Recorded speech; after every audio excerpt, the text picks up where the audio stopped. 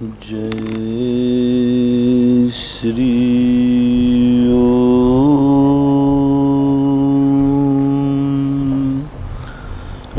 नमः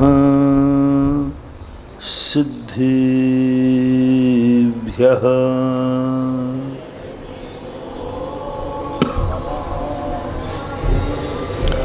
जय श्री ओम नमः सिद्धेभ्यः।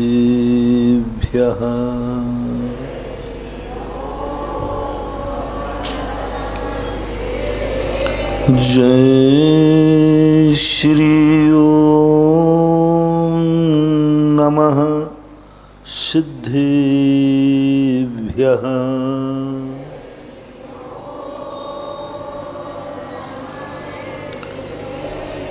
सर्वमंगल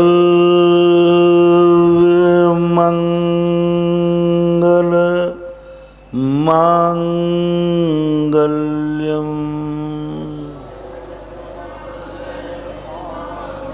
सर्वकल्याणकारकं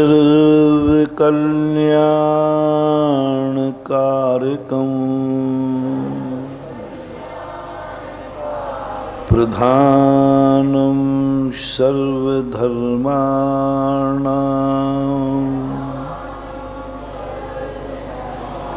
जैनं जयतु शासनं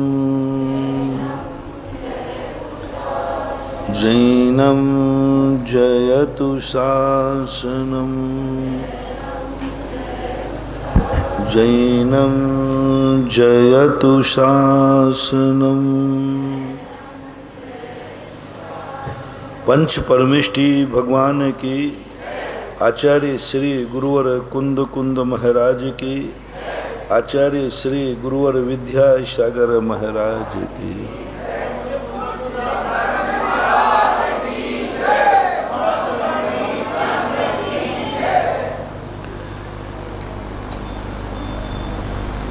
ऐसा क्यों होता है जिंदगी में कि स्वयं की किस्मत स्वयं का साथ नहीं देती, स्वयं के उपकरण स्वयं के लिए घातक बन जाते हैं। कभी कभी मकान की बनाई हुई दीवारें स्वयं के लिए घातक बन जाती हैं। कभी कभी स्वयं का लगाया हुआ ताला हमें खुद तोड़ना पड़ता है जब चाबी गुम जाती है।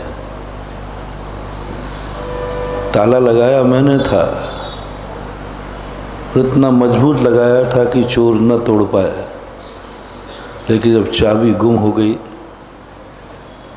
तो हम ताले को कह रहे, हे ताला जल्दी टूट जा।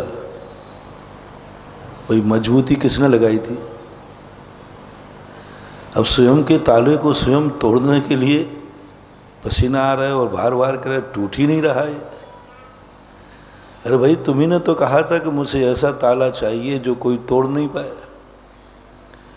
बस यही समझने की चीज है। हर कानून हर मजबूती हम दूसरे के लिए बनाते हैं, अपने स्वयं के लिए नहीं बनाते। हम ताला लगाते समय नहीं सोच पाए कि कल शायद मुझे भी ये ताला तोड़ना पड़ा तो टूटेगा कि नहीं टूटेगा। राणा प्रताप जब चित्तौड़ के किला से हार के बाहर गए, भागे, दुश्मन अंदर घुस गया और राणा प्रताप कहते, कहाँ से मैं घुसूं? क्योंकि हर दीवार मजबूत उन्होंने बनाई थी। राणा को चित्तौड़ में प्रवेश करने से रोकने वाली थी उनकी मजबूत दीवारें। सब तरफ से सक्षम थे, लेकिन वो जिस तरफ से अंदर को घुसने का प्रयास करें वही दीवार।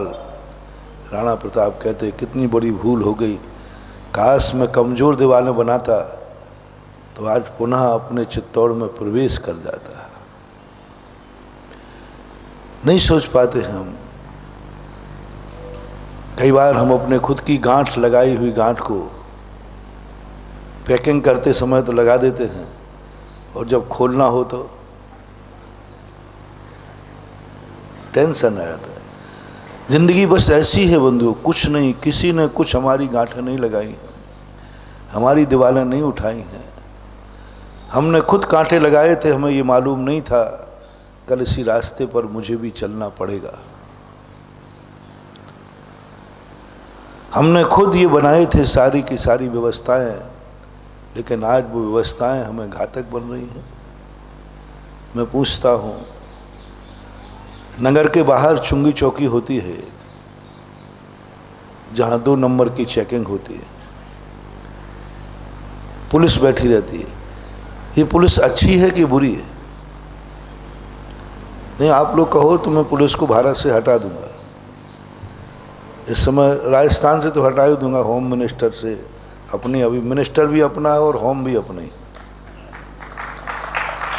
लेकिन आप सबका फैसला चाहिए कि पुलिस अच्छी है या बुरी है। एक निर्णय देना होगा। आपका फैसला अच्छे पे है कि बुरे पर? बोलते नहीं हो। अच्छा है, बहुत अच्छा, मैं यही उम्मीद कर रहा था। बस अब एक बात और बता दो कि यदि तुम्हारी 2 नंबर की गाड़ी आ रही है और चौंगी चौकी पर पुलिस खड़ी है, आप पुलिस अच्छी है या बुरी?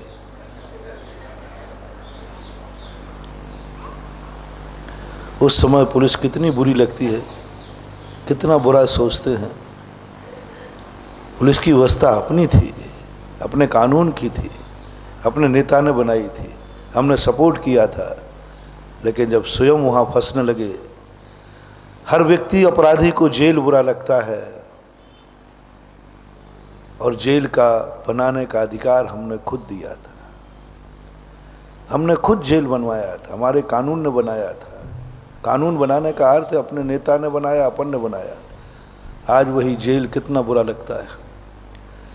हमने प्रस्ताव पास किया था कि ऐसा जेल बनाना जहां से कोई भाग ना जाए, ऊपर करंट भी लगवा देना, दीवारें मजबूत बनाना, ताले मजबूत बनाना। लेकिन जब तुम स्वयं अपराध में फंस करके जेल के अंदर होते हो, तब वो जेल कैसा लगता है। काश इस जेल में ताले नहीं होते।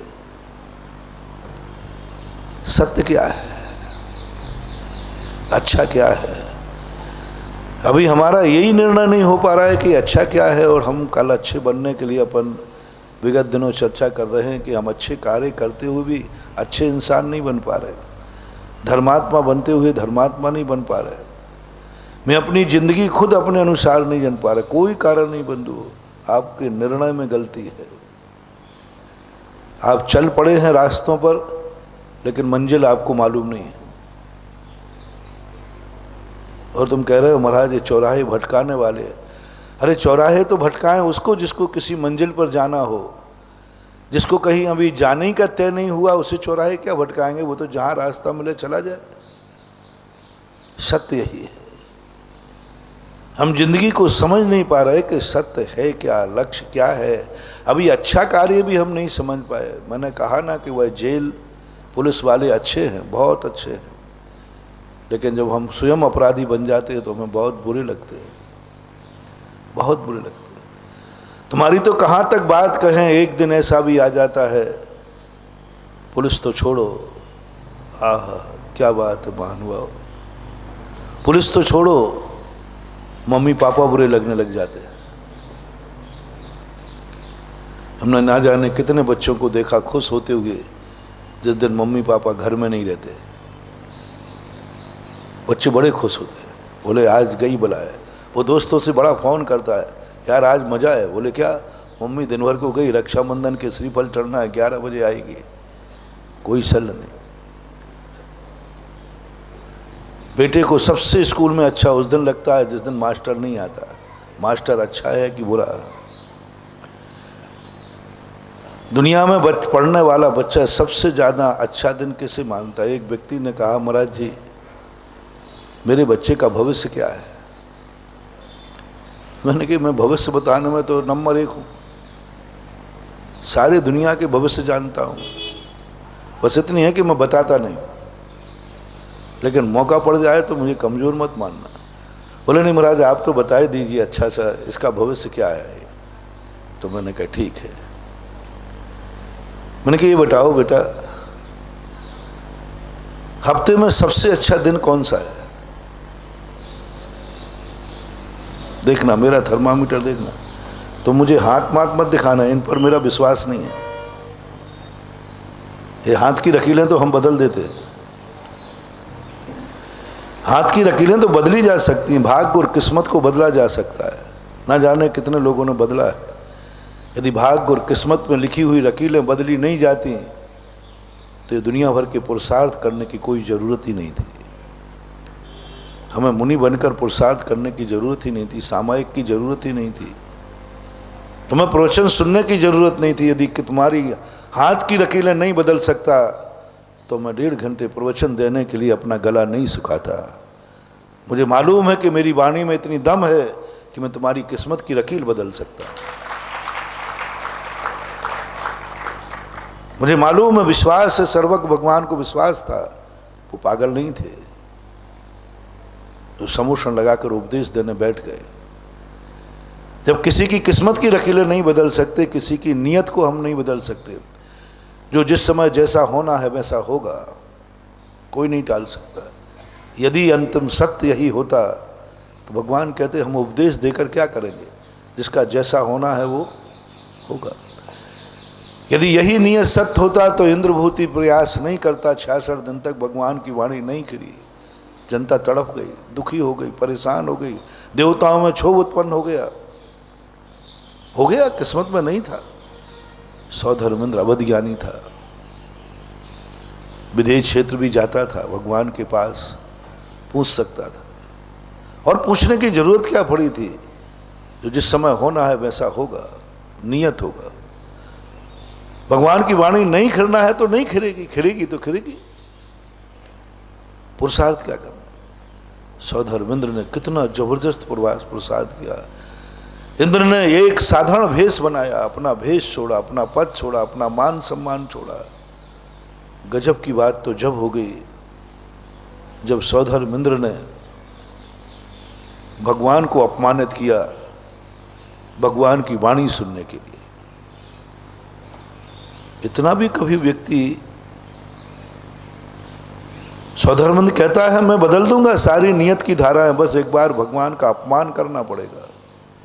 भगवान उपदेश दे सकते हैं, लेकिन भगवान को एक बार, कभी कभी होता है ना, किसी को वो व्यक्ति बहुत शांत है, बोले शांत है, मैं एक गाली दूंगा अभी गुस्सा आ जाएगा,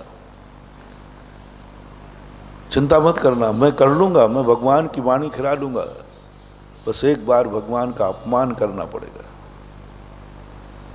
हर वस्तु में एक ऐसी योग्यता बैठी होती है।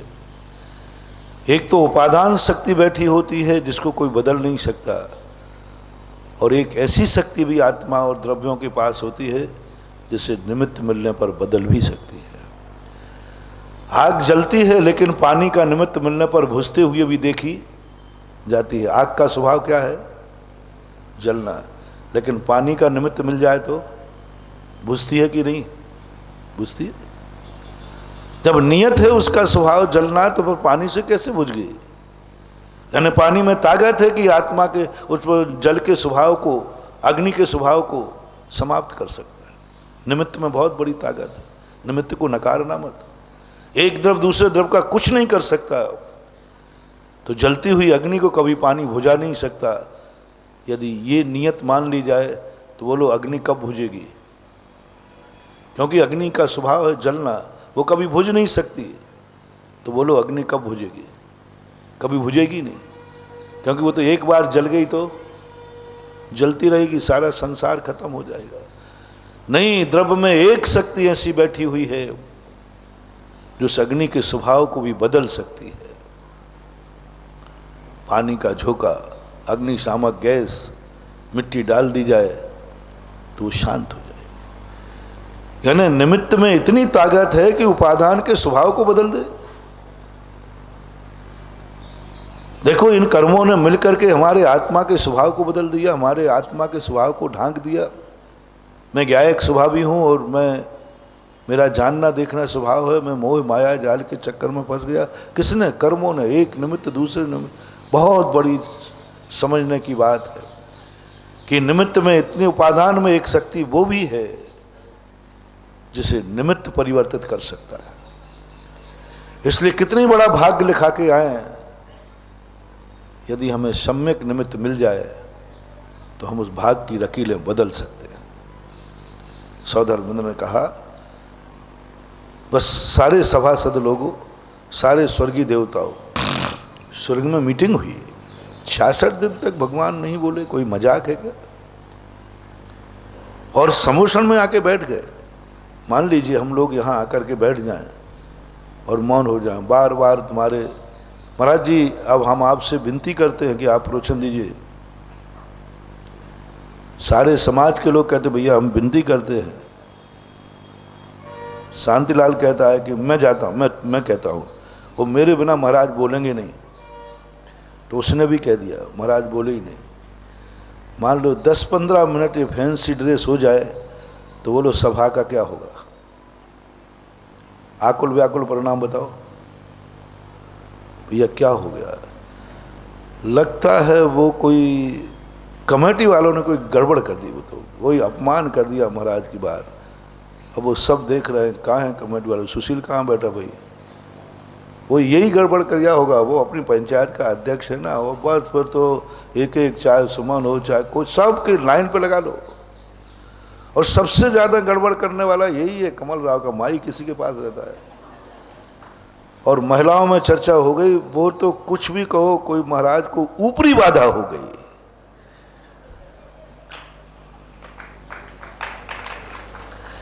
महाराज भैया वो तो आज लगता है महाराज को कोई ऊपरी बाधा हो गई।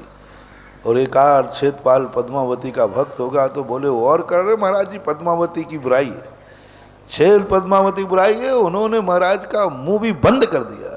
बताओ भाई, यदि प्रवचन नहीं देना था तो स्टेज पे क्यों आए?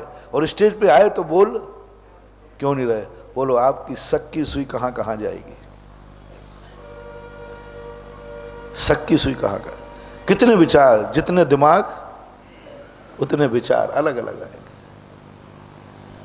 66 दिन तक प्रभु नहीं बोले समोषण में बैठ के। मैं तो जब इस दृश्य को चिंतन करता हूं तो रोंगटे खड़े हो जाते। भगवान आप तीर्थंकर 66 दिन, मैं तो 6 मिनट नहीं बोलूं तो सारे ब्यावर में तहलका मच जाए स्टेज पर बैठने के बाद, और आप 66 दिन तक नहीं बोले। लोग हाथ जोड़े खड़े बैठे हैं। सौधर्मेंद्र में सभा लगी,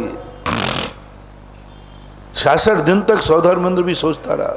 जब सारे लोगों ने कहा कि आपको तो विचार करना ही पड़ेगा, तुरंत अवधि ज्ञान लगाया और स्वर्गों से देवताओं से बोलता है भगवान बोल जाएंगे, बस एक शर्त है कि जिस कारण से भगवान बोलेंगे उसमें भगवान का मुझे एक बार अपमान करना पड़ेगा। और भगवान के अपमान करने की सबकी सहमति हो तो भगवान का प्रवचन सुनने को हम सुना सकते।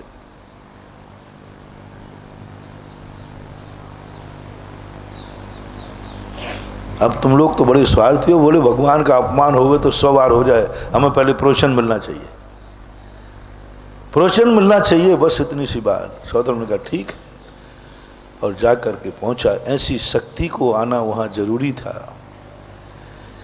एक ऐसी उपादान शक्ति लेकर बैठी है जो निमित्त पाकर के ही सुधरेगी, निमित्त के बिना सुधरने वाली नहीं है।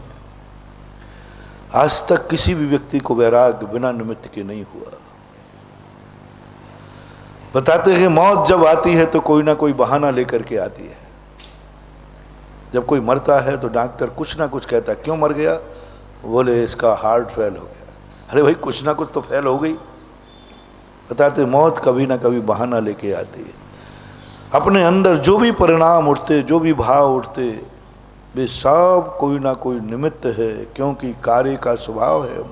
ये कार्य हुआ है द्रव्यगत स्वभाव कार्य लिंग हेतु द्वया आविष्कृत कार्य लिंग।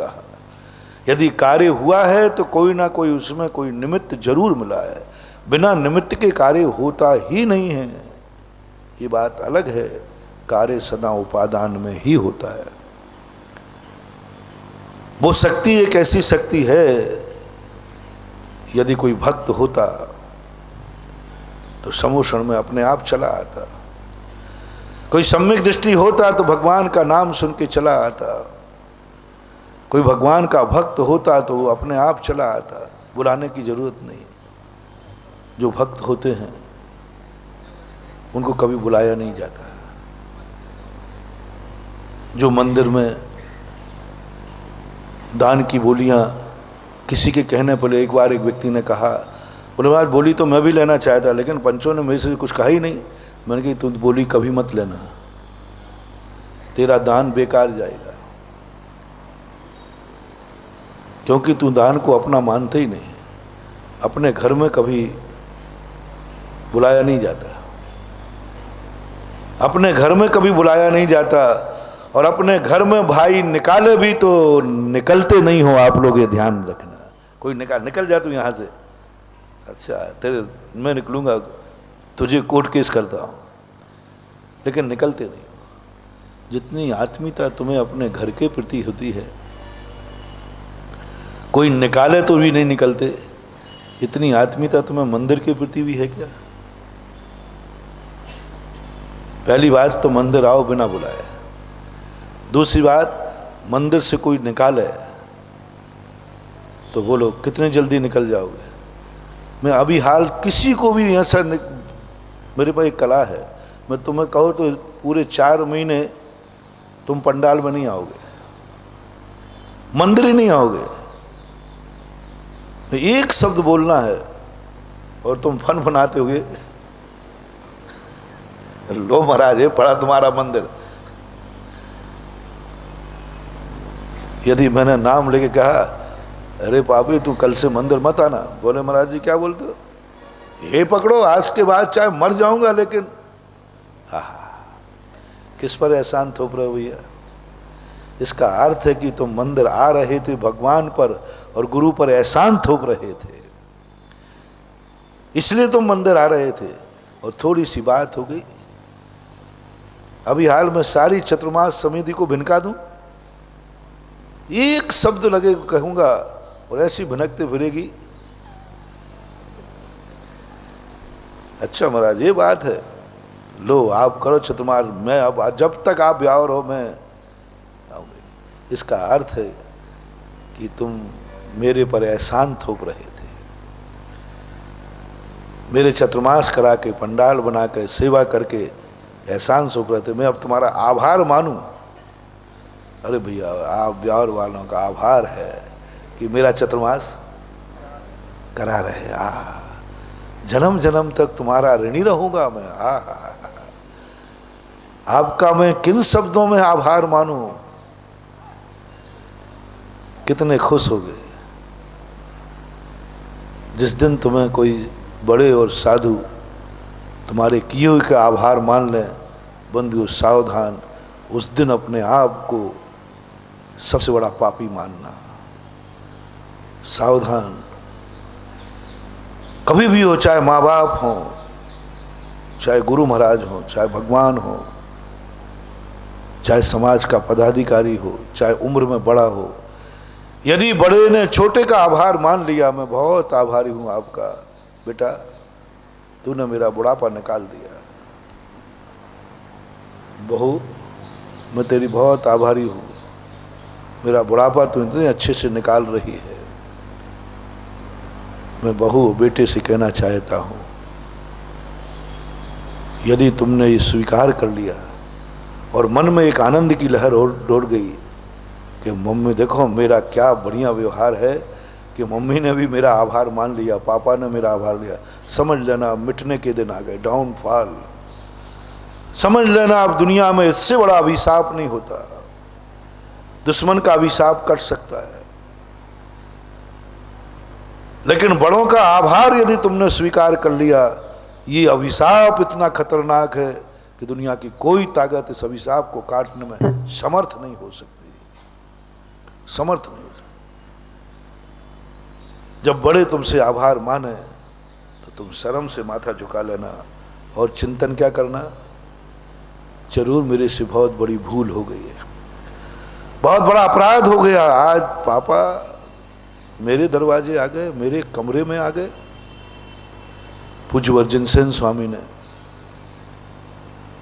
एक बार की घटना है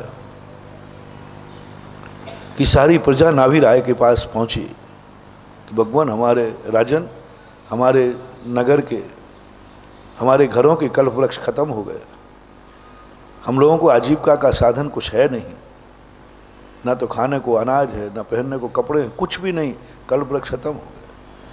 उस समय ऋषभदेव के नाभि राय के घर में कल्प वृक्ष जीवित था, इसलिए उनको महसूस नहीं हुआ। लेकिन जितने पुण्यहीन प्रजा थी उनके घरों के कल्प वृक्षों ने फल देना बंद कर दिया।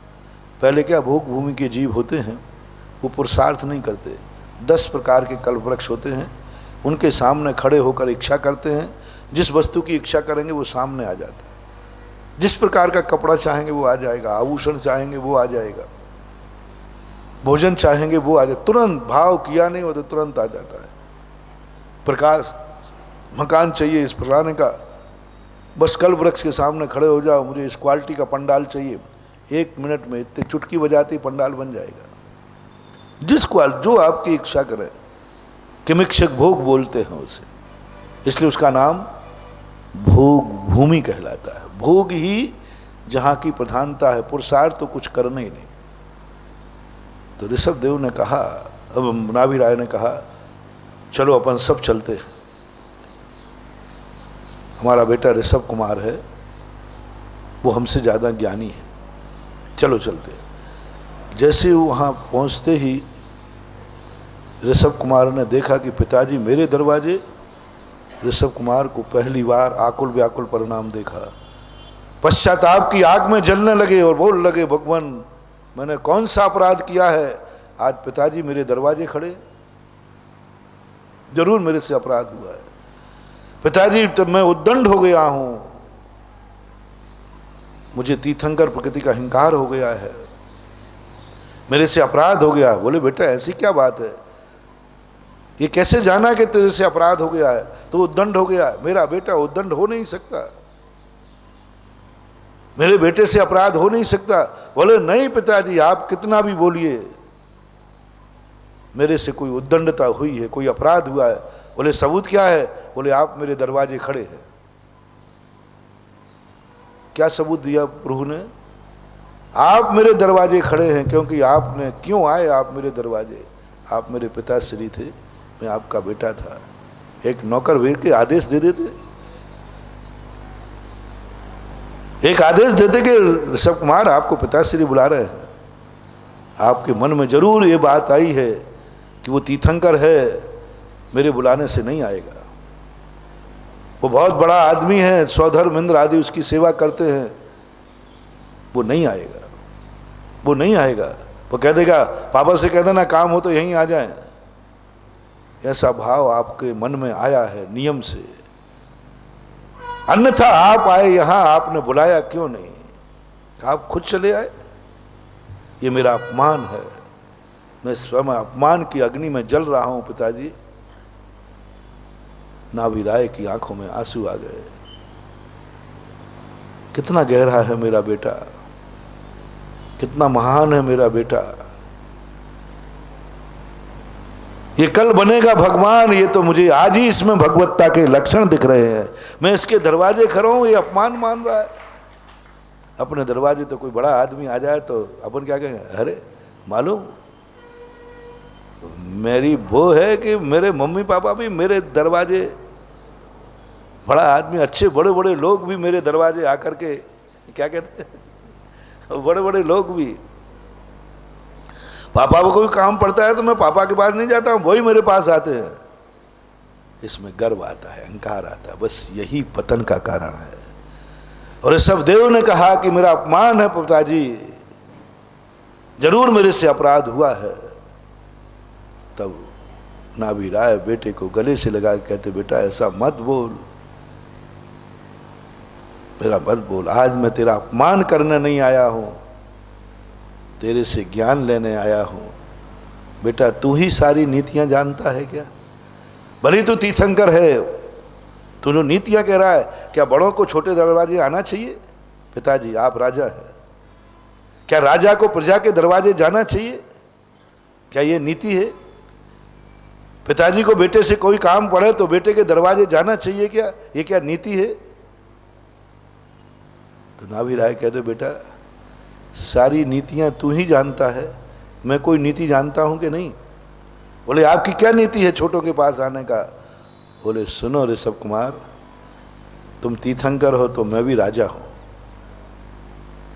राजा नीति कही जाती है जब किसी से कोई वस्तु चाहिए पड़ती है तो उसको बुलाया नहीं जाता, उसके पास जाकर के लिया जाता है।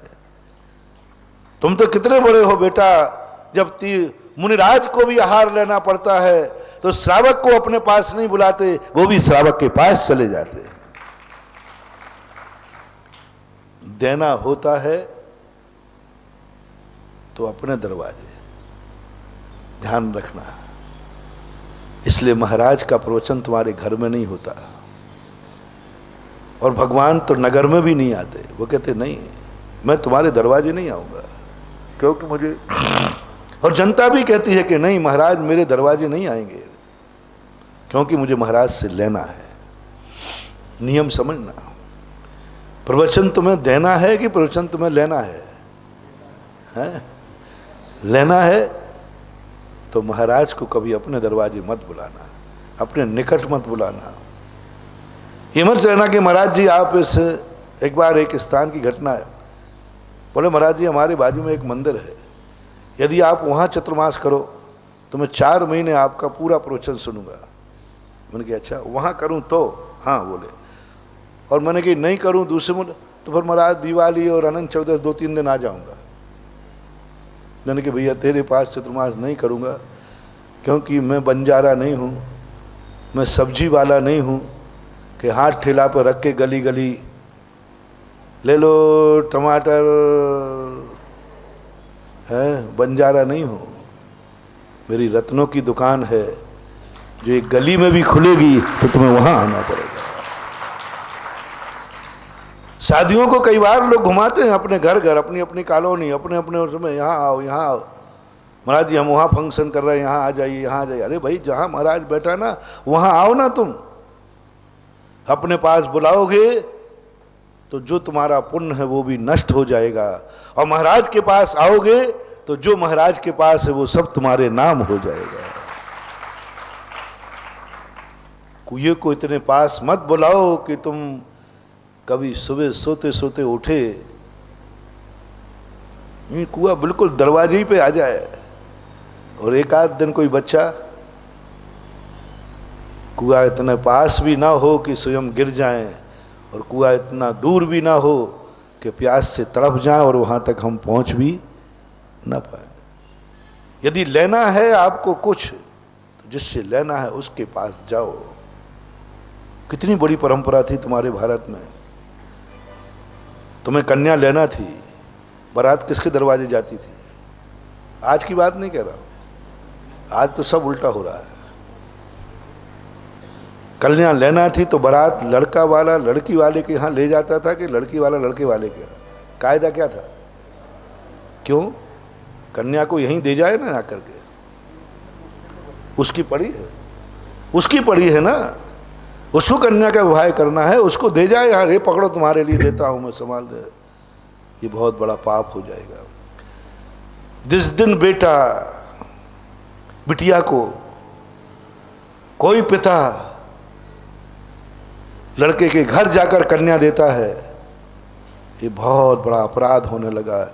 इसलिए तुम्हारी कन्या आज दुखी कन्या है, आज ससुराल में जाकर दुखी है, क्योंकि कन्या को तुमने दिया है वहां जाकर के 1-2 लाख रुपए पैसे बचाने के लोभ में तुमने कन्या का इतना बड़ा अपमान किया है कि तुम्हें जिंदगी में कभी ये अपमान माफ नहीं करेगा।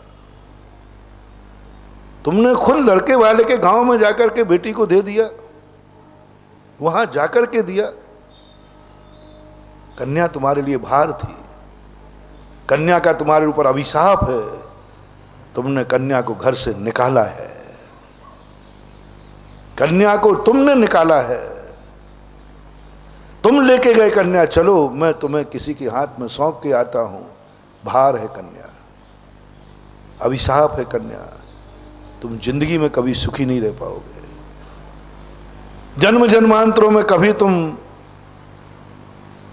कभी भी सुख का अनुभव नहीं कर पाओगे, क्योंकि तुमने कन्या को निकाला है। कन्या वो वस्तु है जिसे निकाला नहीं जाता, लोग लेने आते हैं। बोलो, एक वस्तु देना और एक लोग लेने आना, दोनों में महिमा किस में है? अपन दे रहे भैया ले जाओ, एक गले पड़ी है ले जाओ रे भैया, मैं यहाँ नहीं आ सकता, मैं वहीं आ जाता हूँ। सब कन्या को लेकर तुम पहुँच गए। आज 90% यही हो रहा है, 2-5 लाख रुपए बचाने के लिए। और वो लड़का वाला बहुत समझदार है, जो कहता है कि मैं रानी नहीं बुलाऊंगा, दासी बुला रहा हूँ। मैं कन्या का एहसान नहीं मानूंगा। झगड़ा होगा तो कहें तेरा बाप ही यहाँ लाके सौंपा था, मैं कोई तेरे घर लेने गया था क्या? घर लेने गया था क्या? तेरा बाप यहाँ आके सौंप गया था? तू खुद जब बाप के लिए भार रही है, पिता के लिए भार रही है, तो इस घर में भी तू भार बन के ही रहेगी। कभी जिंदगी में सुखी नहीं रह सकती। 90% जिनकी शादियां ससुराल में जाकर के होती हैं, उनके जीवन में कहीं ना कहीं कोई ना कोई संकट आएगा और दोनों परिवार बर्बाद हो जाएंगे। उस कन्या को कभी मत लेना जो माँ बाप तुम्हारे दरवाजे देने आ जाए। महानुभाव, बेटे को कुंवारा रख लेना, लेकिन ऐसी कन्या मत लेना जिसे माँ बाप अपने घर से निकाल कर तुम्हें देने आ गया है। सावधान, मर जाना, कुंवारे रह जाना। कुंवारे रह जाने में पाप नहीं है। ऐसी कन्या को मत लेना जिसको माँ बाप खुद कहें मैं वहीं आ जाऊंगा। मान लीजिए ब्यावर वाला है और कोई अजमेर वाला है, तो वो कहे कि नहीं नहीं मैं वहीं आ जाऊंगा ब्यावर में। महानुभाव, मेरा यदि कोई भक्त है, मुझे थोड़ा भी मानता है, तो बेटे को कुंवारा रख लेना। ऐसी लड़की से शादी नहीं करना, बहू मत बनाना, रानी मत बनाना। वो बन ही नहीं सकती, क्योंकि वो माँ बाप के घर से निकाली गई है। माँ बाप घर से निकालने आया है, माँ बाप उसे भेजने आया है, उसके लिए भार है। और कन्याएं अपने माँ बाप से कह दें, माँ बाप कम से कम जिंदगी में कुछ देना या मत देना, लेकिन तुम मुझे घर से निकालना मत। मुझे उसी के हाथ में हाथ देना जो मुझे सम्मान के साथ मेरे घर लेने आए, मैं उसी के दरवाजे जाऊंगी, नहीं तो कुंवारी रह जाऊंगी। क्या इतनी निकृष्ट हो गई आज की कन्याएं कि बिना बुलाए चली जाती है, बिना बुलाए घर से पहुंच जाती है वहां पर, बिना बुलाए। आजकल तो शादी के पहले ही ससुराल पता नहीं कितने बार हो आती है, निमंत्रण भी हो जाते हैं। ये बहुत बड़ा अपमान, ये बहुत बड़ा मनोविज्ञान, ये बहुत बड़ा अभिशाप हो रहा है। तभी तो घर टूट रहे हैं, तभी तो घर टूट रहे हैं, तभी तो मियाँ बीवी में नहीं बन रही है, माँ बाप बेटों में नहीं बन रही है। बहुत बड़ा अभिशाप। सब कुछ ठीक है, लोग कहते हैं महाराज जी मेरी बहू बहुत अच्छी थी, पता नहीं क्या हो गया, मेरा लड़का बहुत अच्छा था। मैं तुरंत पूछता हूँ, महिलाएं कहती महाराज जी पता नहीं, मैंने सब कुछ देखा, मेरे माँ बाप ने देखा, लेकिन मेरा यहाँ आते ही बहुत गड़बड़। तो मैं तुरंत पूछता हूँ, तुम्हें ये लेने गए थे कि तुम यहाँ आई थे? बोले यहीं आए थे। मैंने कि जाओ, कोई दुनिया में सुखी नहीं बना सकता, तुम्हें निकाल के भेजा गया है। यदि भारत की हर कन्या को मेरा संदेश है, मैं ज़्यादा तो तुम्हारी ज़िंदगी के संबंध में कुछ नहीं कह सकता, लेकिन एक दुआ मेरी तरफ से लेते जाना। जो तुम कहते हो ना, बाबुल की दुआएं लेती जा, तो लो आज गुरु की दुआ लेती जा, तुझको सुखी संसार मिले। जब तक दरवाजे कोई लेने नहीं आवे, तब तक मैं शादी नहीं करूंगी, मैं उस घर में नहीं जाऊंगी, कदम नहीं रखूंगी। शादी के पहले तो ससुराल में कदम रखना सबसे बड़ा अमंगल है, वो घर बर्बाद होगा। शादी के पहले यदि लड़के कदम रख दिया ससुराल में, कन्या की बात कर रहा हूं, कन्या लड़के को देखने भी ससुराल नहीं जाएगी। कन्या को देखना है तो कन्या के घर लड़का आएगा वहां देखेगी, कन्या भी देखने नहीं जाएगी। लड़के को देखना है तो उसके घर में जाएगी। जब तक शादी नहीं होगी, जब तक वो सम्मान के साथ, और सम्मान में अकेला नहीं, पूरी समाज के साथ। तुम महाराज को लेने के लिए अकेले क्यों नहीं आते हो? एक राजा नहीं भैया, चलो महाराज जी है, क्योंकि महाराज सम्माननीय है। आप नीचे दो चार को इकट्ठा करते हो कि नहीं? बोलो। अरे भाई क्या इकट्ठा करना है, एक जने पहुंच जाओ। अरे क्यों पहुंचते हो? माली को भेज दो ना ऊपर। माली महाराज को कह के आना, प्रवचन में जाना है, एक आध दिन करके तो देखना। और माली को क्या है, सीधा मोबाइल रखो, महाराज जी, महाराज घंटी बजे तो महाराज जी आप आ जाना। ये सब परंपराएं टूट गई। आज सब परंपराएं टूट गई। मोबाइल से तुम लोग एक रिश्तेदारों के एक दूसरे के आने जाने लगे, सब परंपराएं खत्म हो गई। इसलिए आज रिश्तेदार भार लगने लगा। एक दिन वो था जब रिश्तेदार अतिथि लगता था, अतिथि देवो भव, और आज यदि रिश्तेदार आ जाए तो कहाँ की आफत आ गई। आज कोई व्यक्ति रिश्तेदार को पसंद नहीं करता, कोई नहीं पसंद करता, क्योंकि सबको परेशानी होती है। और अतिथि देवो भव, ये परंपरा कहाँ चली गई कि अतिथि आ जाए तो वो देवता के समान होता था। क्योंकि आज सब बिना बुलाए जा रहे हैं, बस आ जाना साहब, मैं लेने आऊँ। नहीं नहीं नहीं साहब, आप लेने मत आना, मैं ही आ जाऊँगा, क्योंकि उसको मालूम है कि लेने आया तो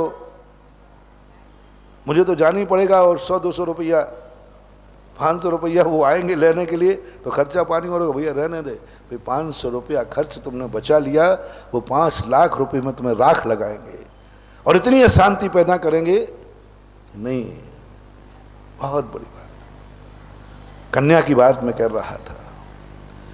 कन्या, यदि सारे भारत की कन्या, हर जाति कन्या एक नियम ले ले कि मैं उस दरवाजे नहीं जाऊंगी जिस दरवाजे सम्मान के साथ, गाजे बाजे के साथ और बड़े ठाट बाट के साथ मुझे लेने नहीं आएगा, तो मैं कुंवारी रह जाऊंगा, लेकिन उस घर में मैं अपनी जिंदगी नहीं बिताऊंगा। देखो इसका वरदान क्या होता है, देखो इसका चमत्कार क्या होता है। तुम्हारा पहले ही तुम्हारा जीवन मांगलिक हो गया। जिसके दरवाजे बाजे खड़े हों, जिसके दरवाजे सारे पड़े हैं, जिसके दरवाजे पति खुद परमेश्वर बनकर खड़ा है। अब यहाँ बड़ा और छोटा मत देखना, यहाँ बड़े और छोटे का कोई सवाल नहीं है। सवाल है किसको क्या चाहिए, किसको क्या चाहिए, कौन लेने आया है, किसको चाहिए, किसका कुल चलना है, किसका वंश चलना है, किसकी जिंदगी बिताना है, किसकी बहू रानी बनना है। लड़की को तो घाटा ही घाटा है, माँ बाप का कुल छोड़ती, जाति छोड़ती, गोत्र छोड़ती, दूसरे का कुल बनाना है। तो हमारे पूर्वजों ने बनाया था, नहीं, कन्या का अपमान मत करो, कन्या को बिना बुलाए मत आने दो, कहो मैं लेने आ रहा हूँ, सम्मान के साथ लाऊंगा, इज्जत के साथ लाऊंगा, माला पहना के लाऊंगा। आहा, बरमाला क्या है, कुछ नहीं बंधु, सम्मान है। मैं तुझे अनादर से हाथ नहीं ले जाना, तुम वो अनमोल चीज है जो मैं तुम्हें माला पहना करके लाता हूँ, तेरे दरवाजे लाता हूँ। और तो और जो लड़के वाले होते थे, जब लड़की के दरवाजे जाते थे तो एक कपड़ा बिछाता था लड़का वाला एक कपड़ा बिछाता था। कपड़ा किसका प्रतीक था? झोली का, भिखारी का, कमजोर का। मैं और कुछ नहीं बंधु, वो कपड़ा बिछाते ही लड़का वाला कपड़ा बिछाएगा, बोले झोली इसलिए डाली, मैं तुम्हारे पास एक ऐसा धन है जो मेरे लायक है, वो धन मेरी झोली में डाल दो। और लड़की वाला जो ससुर पिता होता था, उस कपड़े को उठाकर ब्याई जी को गले लगा लेता था कि आप कैसी बात कर रहे हो। वो इतनी बड़ी चीज़ थी बंधु, बहुत बड़ी चीज़ थी। खत्म हो गई वो परंपरा। ये रूढ़ियाँ नहीं थी, इसमें बहुत बड़ा मनोविज्ञान था। मैं आपसे ही पूछता हूँ, एक घर में जाकर आपने मांग के भोजन किया और एक ने बुलाकर भोजन कराया, कैसा लगा दोनों? बोलो अच्छा किस में लगा? मांग के खाने में? नहीं होना चाहिए। जैनियों से मैं आदेश देता हूँ कि जैनी अपनी कन्या को, चिंता मत करो, आपको भार मनने लग जाए, तुम्हारे पूज्य गुरुदेव ने पृथ्वी स्थली खोल दी है, वहाँ छोड़ के आ जाना। वहाँ छोड़ के आ जाना। आजकल आचार्य जी ने आपके बाल बच्चों को पालने के बहुत धंधे खोल रखे हैं, बहुत धंधे। किसी को हाथ करघा खोल दिया, किसी को कुछ का कुछ करते रहते हैं। लेकिन बच्ची को अपमानित मत करो, वो कन्या है, वो टुकड़े का कलेजा है। कितना बहादुर है वो। एक पेन तुम्हारी जेब में लगा हुआ हो, यदि कोई मांगे, बोले थोड़ा पेन देना भाई, रुमाल देना भाई, तो बोलो तुम्हें कैसा लगता है? मना कर दोगे? तेरे लिए किया था क्या? और दो भी दोगे तो बड़ा कष्ट होगा। उसका दिल देखो जिसने कलेजे का टुकड़ा भी दे दिया। तुम एक पेन नहीं दे पाए, एक रुमाल नहीं दे पाए। एक रुमाल और पेन कोई मांग लेता है तो तुम्हारा दिल टूट जाता है। उस कन्या का बाप देखो, उसका दिल देखो कि उसने अपने कलेजे के टुकड़े को दे दिया। मूल शब्द था देहज, उसका नाम बन गया दहेज। दा पे एक ही मात्रा थी, तुम लोगों ने हटाकर हा पे कर दी। ज्यादा गड़बड़ नहीं किया। क्या था? देहज। पूज्यवर जिनसेन स्वामी महापुराण। कहां जा रहे हो? बोले देहज लेने जा रहा हूं। क्या दे रहे हो तुम? बोले देहज दे रहा हूं। लड़की वाले से पूछा भाई आज महोत्सव क्या है? बोले देहज देना है। देहज यानी जो देह से उत्पन्न की है उसको बोलते हैं देहज। लेकिन तुमने क्या सुधार दिया? दा पे एक ही मात्रा थी, वो कहां लगा दी? हा पे लगा दी, तो हाय हाय हो गया सब तरफ, वो दहेज हो गया। मूल था अपभ्रंश से दहेज शब्द। दहेज शब्द कहीं मिला ही नहीं। मैंने पूरे कोशों में देख लिया, शास्त्रों में खोज लिया, सब भाषाओं में देख लिया, दहेज शब्द ही नहीं मिला। देहज शब्द मिला, लेकिन अपभ्रंश कर दिया, दहेज बना दिया। हाय हाय हो गया। हा बड़ा हो गया क्योंकि एक ही मात्रा और लग गई उसमें। दा और जा छोटा हो गया। जो तुम्हारी परिणति हो। लेकिन मैं इतना बस, आज आदिनाथ भगवान का प्रसंग आया है तो इतनी जरूर कामना करूंगा, जो वस्तु तुम्हें चाहिए है उसे अपने दरवाजे कभी मत बुला के लेना। लड़के वालों से भी मेरा कहना है, लड़का कुंवारा रह जाए उस कन्या को मत लेना जो माँ बाप तुम्हारे नगर में आकर के दे रहे हैं। वो जरूर खतरनाक कन्या है, वो जरूर तुम्हारे कुल को कलंकित करेगी, वो जरूर तुम्हारे कुल को तहस नहस करेगी। जिसका बाप निकाल रहा है उसे तुम क्या स्वीकार करते हो? क्या स्वीकार करते हो? यदि शादी करना है तो गरीब ले लेना, काली कलूटी ले लेना, लूली लगड़ी ले लेना, लेकिन उसी कन्या से विवाह करना जिसे तुम सम्मान के साथ उसके घर लेने गए हो। और नहीं, मुझे दीजिए। बहुत बड़ा मनोज्ञान। इसके संबंध में हमने नेमिनाथ भगवान राजुल को देने नहीं गए। राजा उग्रसेन, अरे तीर्थंकर थे और कृष्ण जी नारायण थे। यदि कोई कन्या पसंद आई थी तो नारायण आदेश दे सकते थे उस कन्या को द्वारका लाया जाए और नेमिनाथ को समर्पित की जाए। और तीर्थंकर भी कह सकते थे मैं कोई छोटा मोटा आदमी नहीं हूं, मैं तीर्थंकर हूं। जिसको अपनी कन्या देना हो मेरे दरवाजे आकर मुझे देके चला जाए। नहीं, तीर्थंकर जानते थे, द्वारकाधीश श्री कृष्ण जानते थे, बलराम जानते थे कि जो वस्तु चाहिए है यदि वो मेरे दरवाजे आकर देगा तो मेरे सारे कुल को कलंकित कर देगी, वो मेरी रानी बनकर नहीं रह पाएगी। तीर्थंकर किसी के दरवाजे जाके खड़े हो रहे। नारायण द्वारकाधीश, सारी दुनिया जिनके दरवाजे आती है, आज द्वारकाधीश कुछ बारात में आगे चल करके और उग्रसेन, राजा उग्रसेन के दरवाजे जाकर खड़े होने को तैयार हो गए। बलराम चले गए। बड़ी बड़ी हस्तियां जो किसी के दरवाजे नहीं जाती। लेकिन नीति कहती है तुम कितने ही बड़े व्यक्ति हो जाओ, यदि कोई वस्तु तुम्हें चाहिए है वो जिसके पास है उसके दरवाजे तुम्हें जाना ही पड़ेगा, जाना ही पड़ेगा। क्या तुम नेमिनाथ से बड़े हो? बोलो, नेमिनाथ यदि उग्रसेन को कह देते, द्वारकाधीश कह देते कि राजुल को लेकर के द्वारका आ जाओ, तो क्या उग्रसेन मना करते? फिर क्यों नहीं किया है? क्यों नहीं हुआ? क्यों नहीं ये नियम बनाया गया कि नहीं, तीर्थंकर किसी के दरवाजे नहीं जाएंगे? क्या तुम तीर्थंकर से बड़े हो? क्या तीर्थंकर की नीतियों से बड़े हो जो तुम कन्या को आदेश देते हो कि आप यहीं आ जाना, और कन्या वाले इतने मूर्ख हैं कि वे चले जाते हैं? यदि नेमिनाथ कृष्ण जी ये कह देते ना, तो उग्रसेन कह देते कि आप राजा हो सकते हो, मेरी कन्या का मैं अपमान नहीं कर सकता, मैं घर से निकाल के ले जाऊं, मैं घर से निकालूं, निकासी करूं, और कर लिया मेरे द्वारा निकाली जाए कन्या लौट के नहीं आएगी, लौट के नहीं आएगी, मैं निकालूं। यदि मेरी कन्या मेरे कलेजे का टुकड़ा है, जब तक सम्मान के साथ उसे लेने नहीं आओगे, कन्या कोई मुझे भार नहीं है, मैं जिंदगी भर उसके यहीं रख कर के सेवा करूंगा, रखूंगा, कोई चिंता की बात नहीं। नेमिनाथ ने ये सोचा, राजा उग्रसेन ने सम्मान के साथ, आगे की घटना जो है अपन को प्रसंग नहीं है, मुनिराज जो जगत पूज्य है, तीर्थंकर जो जगत पूज्य है,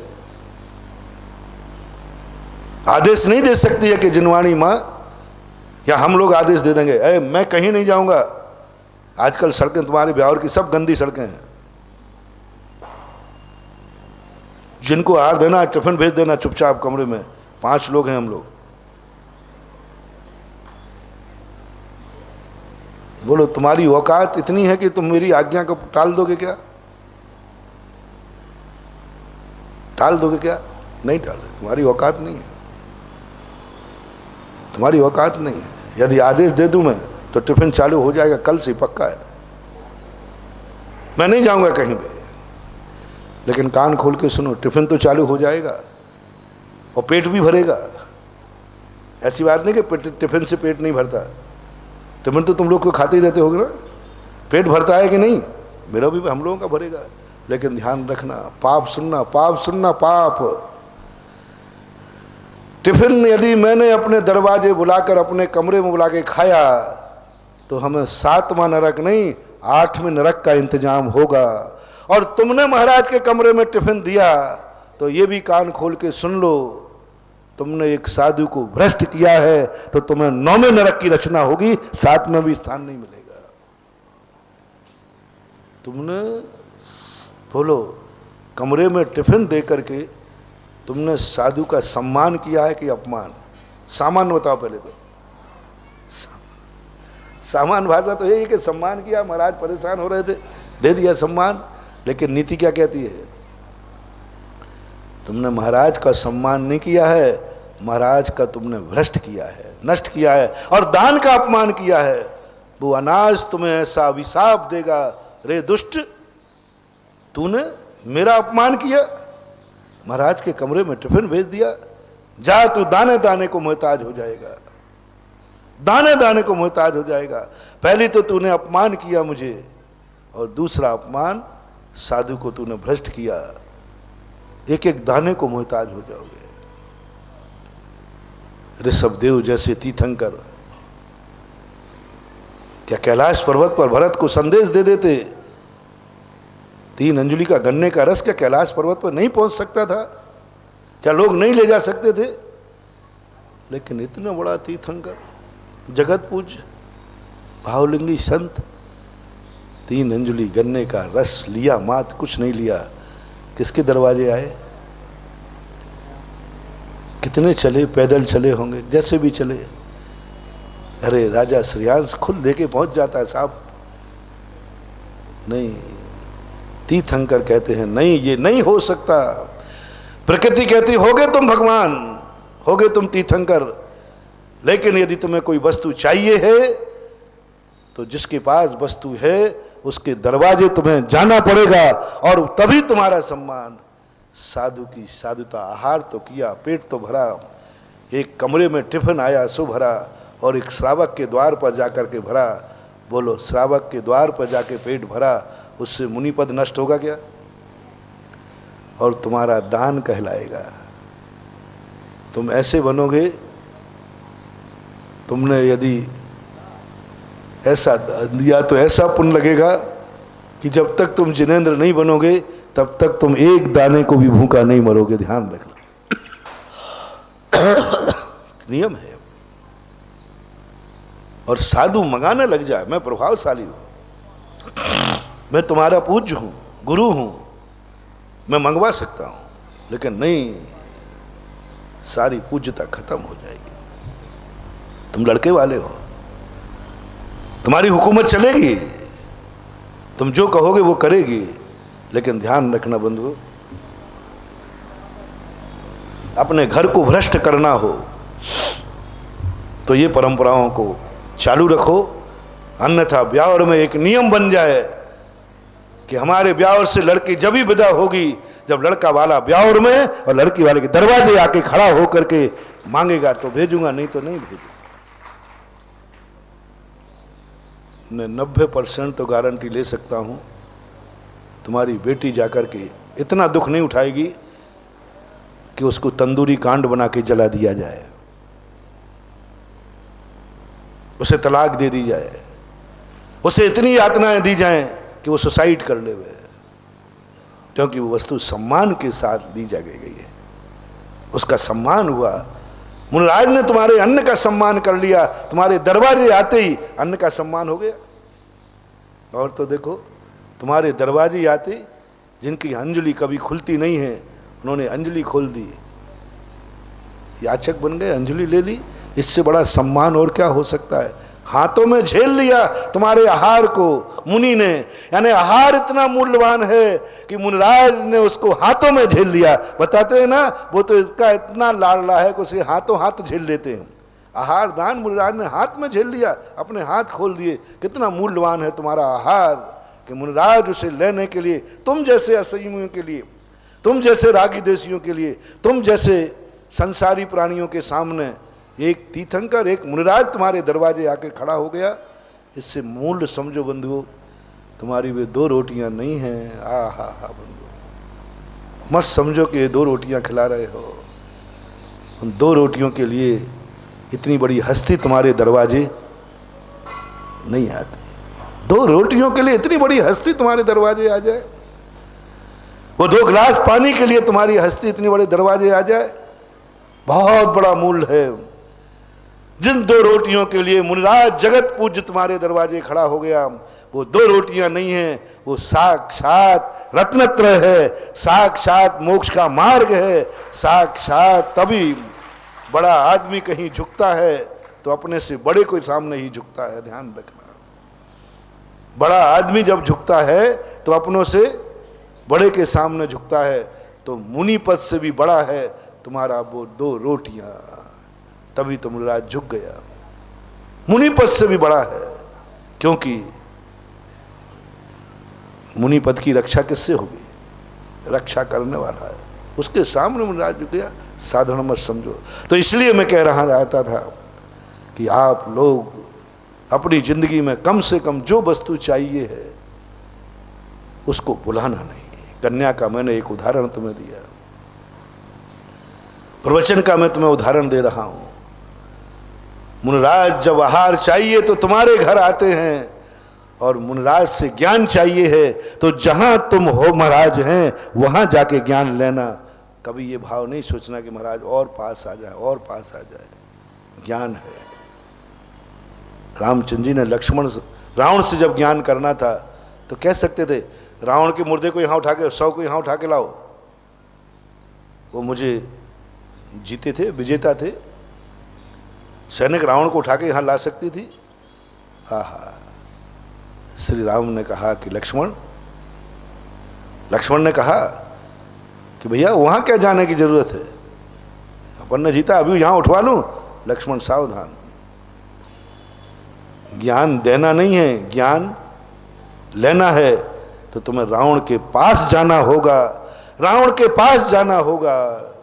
जगत विजेता ने अपने भाई को उस पापी रावण के पास भेज दिया। क्या ये अपमान नहीं है? और कैसा सम्मान कराया, चरणों के पास खड़ा किया, रावण के हाथ जुड़वाए रावण से। ये भाई का अपमान नहीं था महानुभाव, ये विद्या का सम्मान था। ये किसका सम्मान था? विद्या का सम्मान था रावण के सामने। और एक बार तो गए अब लक्ष्मण तो देखो, लक्ष्मण तो एक बहुत अलग क्वालिटी के आदमी थे, वो झुकने वाले आदमी नहीं थे। और जाके पहुंचे पहली बार में, अरे रावण तेरे पास कोई ज्ञान म्यान हो तो दे देना। वो बोले ही नहीं रावण। तो लौट के आए, वो बोले भैया वो पापी के पास भेज दिया, उसको अभी तो मरते दम भी अकड़ है। तो बोले क्या बात है? बोले मैंने कहा तो उन्हें, रामचंद्र जी को रावण पर बड़ा विश्वास था कि रावण कभी भी अपने दरवाजे आए हुए व्यक्ति को यदि उसकी स्वयं की निधि कोई चीज है तो वो ना देवे, ऐसा नहीं हो सकता। लक्ष्मण मुझे तेरे ऊपर संदेह हो रहा है, रावण के ऊपर नहीं। बोले भैया आपका हर व्यक्ति मरने के बाद प्रेम करने लग जाता है, आपको रावण के प्रति। बोले लक्ष्मण बताओ कैसे कहा था? बोले मैं जाके यूं खड़ा हो गया तो बोला क्या था, वही बोलो, अरे रावण तेरे पास ज्ञान म्यान हो तो मुझे दे देना। रामचंद्र जी समझ गए लक्ष्मण वो नीतिज्ञ है, वो अपना अपमान करवा सकता है लेकिन अपनी विद्या का अपमान नहीं करा सकता। वो स्वयं का अपमान कर सकता है लेकिन विद्या का अपमान नहीं कराएगा। वो रावण है, नीतिज्ञ है। तो फिर मैं क्या करूं? देखो मैं बताता हूं, रावण के पैर सिर के पास खड़े मत होना, पैर के पास। आहा, ब्रह्मांड कांप गया। रामचंद्र जी अपने भैया जो प्राण दे रहा है भैया के लिए, उसको रावण के कहां खड़ा कर दिया? रावण के पैरों के पास खड़ा कर दिया। जो रामचंद्र जी के सदा पैरों में रहता था, सदा पैरों को छूता था, सदा दृष्टि पैरों पर रहती थी, आज भैया को रावण के पैरों के पास खड़ा करने के आदेश दे रहे। और हाथ जोड़ना, ऐसे हाथ जोड़ना और कहना, हे लंकेश, हे लंकेश्वर, हे महाज्ञानी।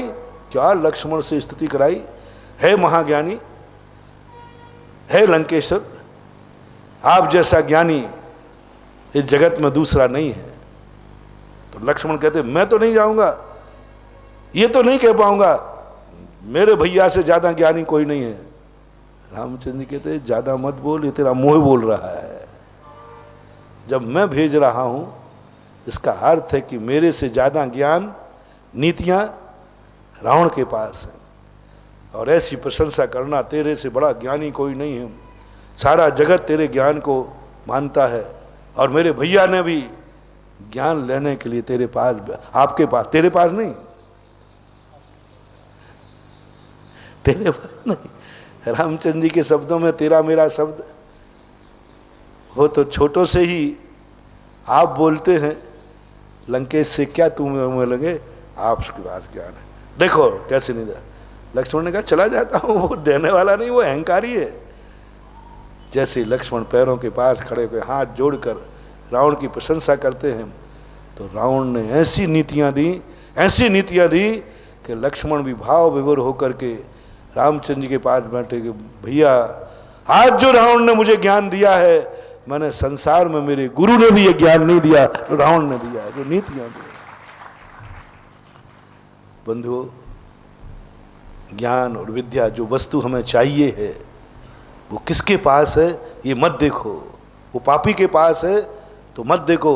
वो रावण का सम्मान नहीं था, वो विद्या का सम्मान था, ज्ञान का सम्मान था। ये मत देखो ये कितना छोटा है, ये कितना बड़ा है, उसके पास ज्ञान है और वो मुझे चाहिए है, तो आप उसके दरवाजे जाइए, अहंकार मत कीजिए, ना बड़ापन का अहंकार कीजिए, उसके दरवाजे जा करके उस कन्या को लेके आइए। यही सबसे बड़ी नीति है। तो नाभिराय ने कहा बेटा तुम ही सारी नीतियां नहीं जानते हो, आज मैं तेरा पिता बन के नहीं आया हूं, आज मैं बेटे के दरवाजे नहीं आया हूं। लक्ष्मण रावण के दरवाजे नहीं गया था, लक्ष्मण तो ज्ञान देवता के दरवाजे गया था। ज्ञान जहां है, बोलो तुम्हारा भगवान कहाँ है, तुम्हारा मंदिर कहाँ है? बोलो तुम्हारा मंदिर कहाँ है जहाँ भगवान है? यदि भगवान सड़क पे है तो, भगवान विनय में है तो तुम्हारा गुरु कहाँ है? तुम्हारा गुरुद्वार कहाँ है? जहाँ गुरु है वहाँ गुरुद्वार। हमारा ज्ञान देवता कहाँ है? मुझे इससे कोई लेना देना नहीं, मैं ज्ञान का भक्त हूं। है बेटा, तू मुझे बाप मान रहा है आज, मैं तुझे बेटा मान नहीं रहा हूं। यदि मेरी दृष्टि में तू बेटा होता तो मैं तेरे दरवाजे नहीं आता, मैं तुझे अपने पास बुलाता। ऋषभदेव हक्के बक्के रह गए, समझते थे कि मैं सबसे बड़ा नीतिक ज्ञानी मैं ही हूं। अरे बाप तो बाप ही रहेगा। क्या कहा? मैं तुझे बेटा मान के नहीं आया हूं, और आज मैं तुझे बेटा मान भी नहीं रहा हूं, और ना मैं तेरा पिता हूं। ऋषभदेव कह रहे पिताजी क्या बोल रहे हैं? मैं बेटा नहीं और ये पिता नहीं। बोले पिताजी आपकी बात समझ में नहीं आई, पहले समझो। मैं ना बेटे के दरवाजे आया हूं, ना मैं पिता बन के आया हूं। मैं एक अज्ञानी ज्ञानी के पास आया हूं। बोलो, गुरु के पास ज्ञान है जिसके पास, तो ज्ञान बुला के लिया जाता है कि ज्ञान जाकर के लिया जाता है? मैं आज तेरे पास ज्ञान है, तू मेरे से ज्यादा ज्ञानी है, तू अवध ज्ञानी है, तेरे देवता सारे नौकर चाकर हैं। इस समय मैं ज्ञान लेने आया। यदि तुझे अपने दरवाजे बुला के ज्ञान लेता तो उस ज्ञान का अपमान होता, और आज मैं तेरे दरवाजे ज्ञान लेने आया हूं तो मैं तेरा अपमान और सम्मान करने नहीं आया हूं, मैं ज्ञान का सम्मान करने आया हूं। तब ऋषभदेव ने पिता को प्रणाम किया, कहा पिताजी आपकी ऊंचाइयों को कहाँ मैं छू सकता हूं, मैं तो बेटा हूं, छोटा ही रहूंगा। और ये प्रसंग जब मैंने पढ़ के भारत का आदर्श बड़ा महान लगा कि इतना बड़ा आदर्श, इतनी बड़ी संस्कृति, पिता बेटे के दरवाजे चला गया। महानुभाव, हमें अपनी जिंदगी के संबंध में सोचना है, कौन सी ऐसी शक्ति है जो हमारे सारे किए कराए को पानी फेर देती है। हम अपनी जिंदगी का कोई लक्ष्य ही नहीं बना पा रहे हैं, हमें लग ही नहीं रहा कि अच्छा क्या और बुरा क्या है। या तो हम अहंकार में हैं,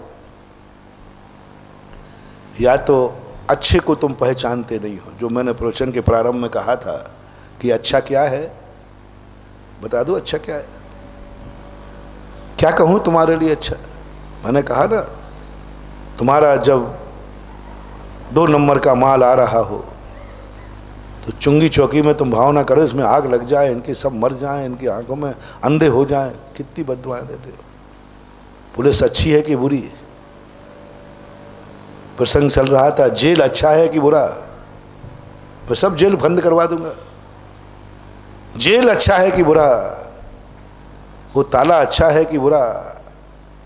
वो चित्तौड़ के किले की दीवारें अच्छी हैं कि बुरी? जब बन रही थी तो राणा फूला नहीं समा रहा था। अब मेरी दीवारें इतनी मजबूत हो गई हैं कि दुश्मन इसमें प्रवेश नहीं कर सकता। और जब राणा बाहर आ गए तब कह रहे, काश मंत्री जी ये दीवारें तुमने नकली बनाई होती, यदि किसी बेईमान को ठेका दिया होता। आज बेईमान अच्छा हो गया। अरे बेईमान ठेकेदार यदि इसको बनाता तो कम से कम किसी दीवार को तोड़कर मैं चित्तौड़ को फिर से पा लेता। लेकिन वो तो ईमानदार ठेके ने बनाई है, ईमानदार मंत्री ने बनवाया है, और मैंने खुद इस पर पैसा खर्च किया है। आज ये दीवारें मुझे ही रोक रही हैं। कैसी है प्रकृति? मेरी बनाई हुई दीवारें मुझे अंदर नहीं आने दे रही है, मेरा लगाया हुआ ताला मुझे अंदर नहीं आने दे रहा है, मेरे लिए अंदर है। कभी कभी होता है मेरी किस्मत मुझे ही दुख दे रही है, मेरे ही नाखून कई बार एक उपघात नाम कर्माता है, मेरे ही नाखून मुझे लग गया। कई बार स्वयं की तलवार से स्वयं का भी विनाश हो जाता है, कई बार ऐसा होता है। सत्य क्या है? मजबूत दीवारें बनाना सत्य है या कमजोर बनाना सत्य है। निर्णय करो, जो आपकी मर्जी हो तो करो। जेल अच्छे हैं या बुरे हैं? जेल की दीवारें मजबूत हैं, वो अच्छी हैं या बुरी हैं? जेल के ताले मजबूत हैं, अच्छे हैं या बुरे हैं? चौकीदार हैं, अच्छे हैं या बुरे हैं? एक निर्णय बताओ, दो निर्णय मत बताना, सत्य एक होता है। साहस करो निर्णय करने का, साहस करो निर्णय करने का, तो तुम्हें उसका जवाब मिलेगा। तुम एक अच्छा करोगे, लोग तुम्हें 100 बार अच्छा कहेंगे। अच्छा काम किया एक, लोग 100 बार अच्छा कहेंगे। तुम एक धर्म करोगे और 100 धर्म करने वाले के धर्मात्मा का सम्मान पाओगे। बस तुम एक निर्णय कर दो। क्या है तुम्हारी जिंदगी? यही निर्णय नहीं है कि अच्छा क्या है? बोलो, जेल अच्छा है कि बुरा?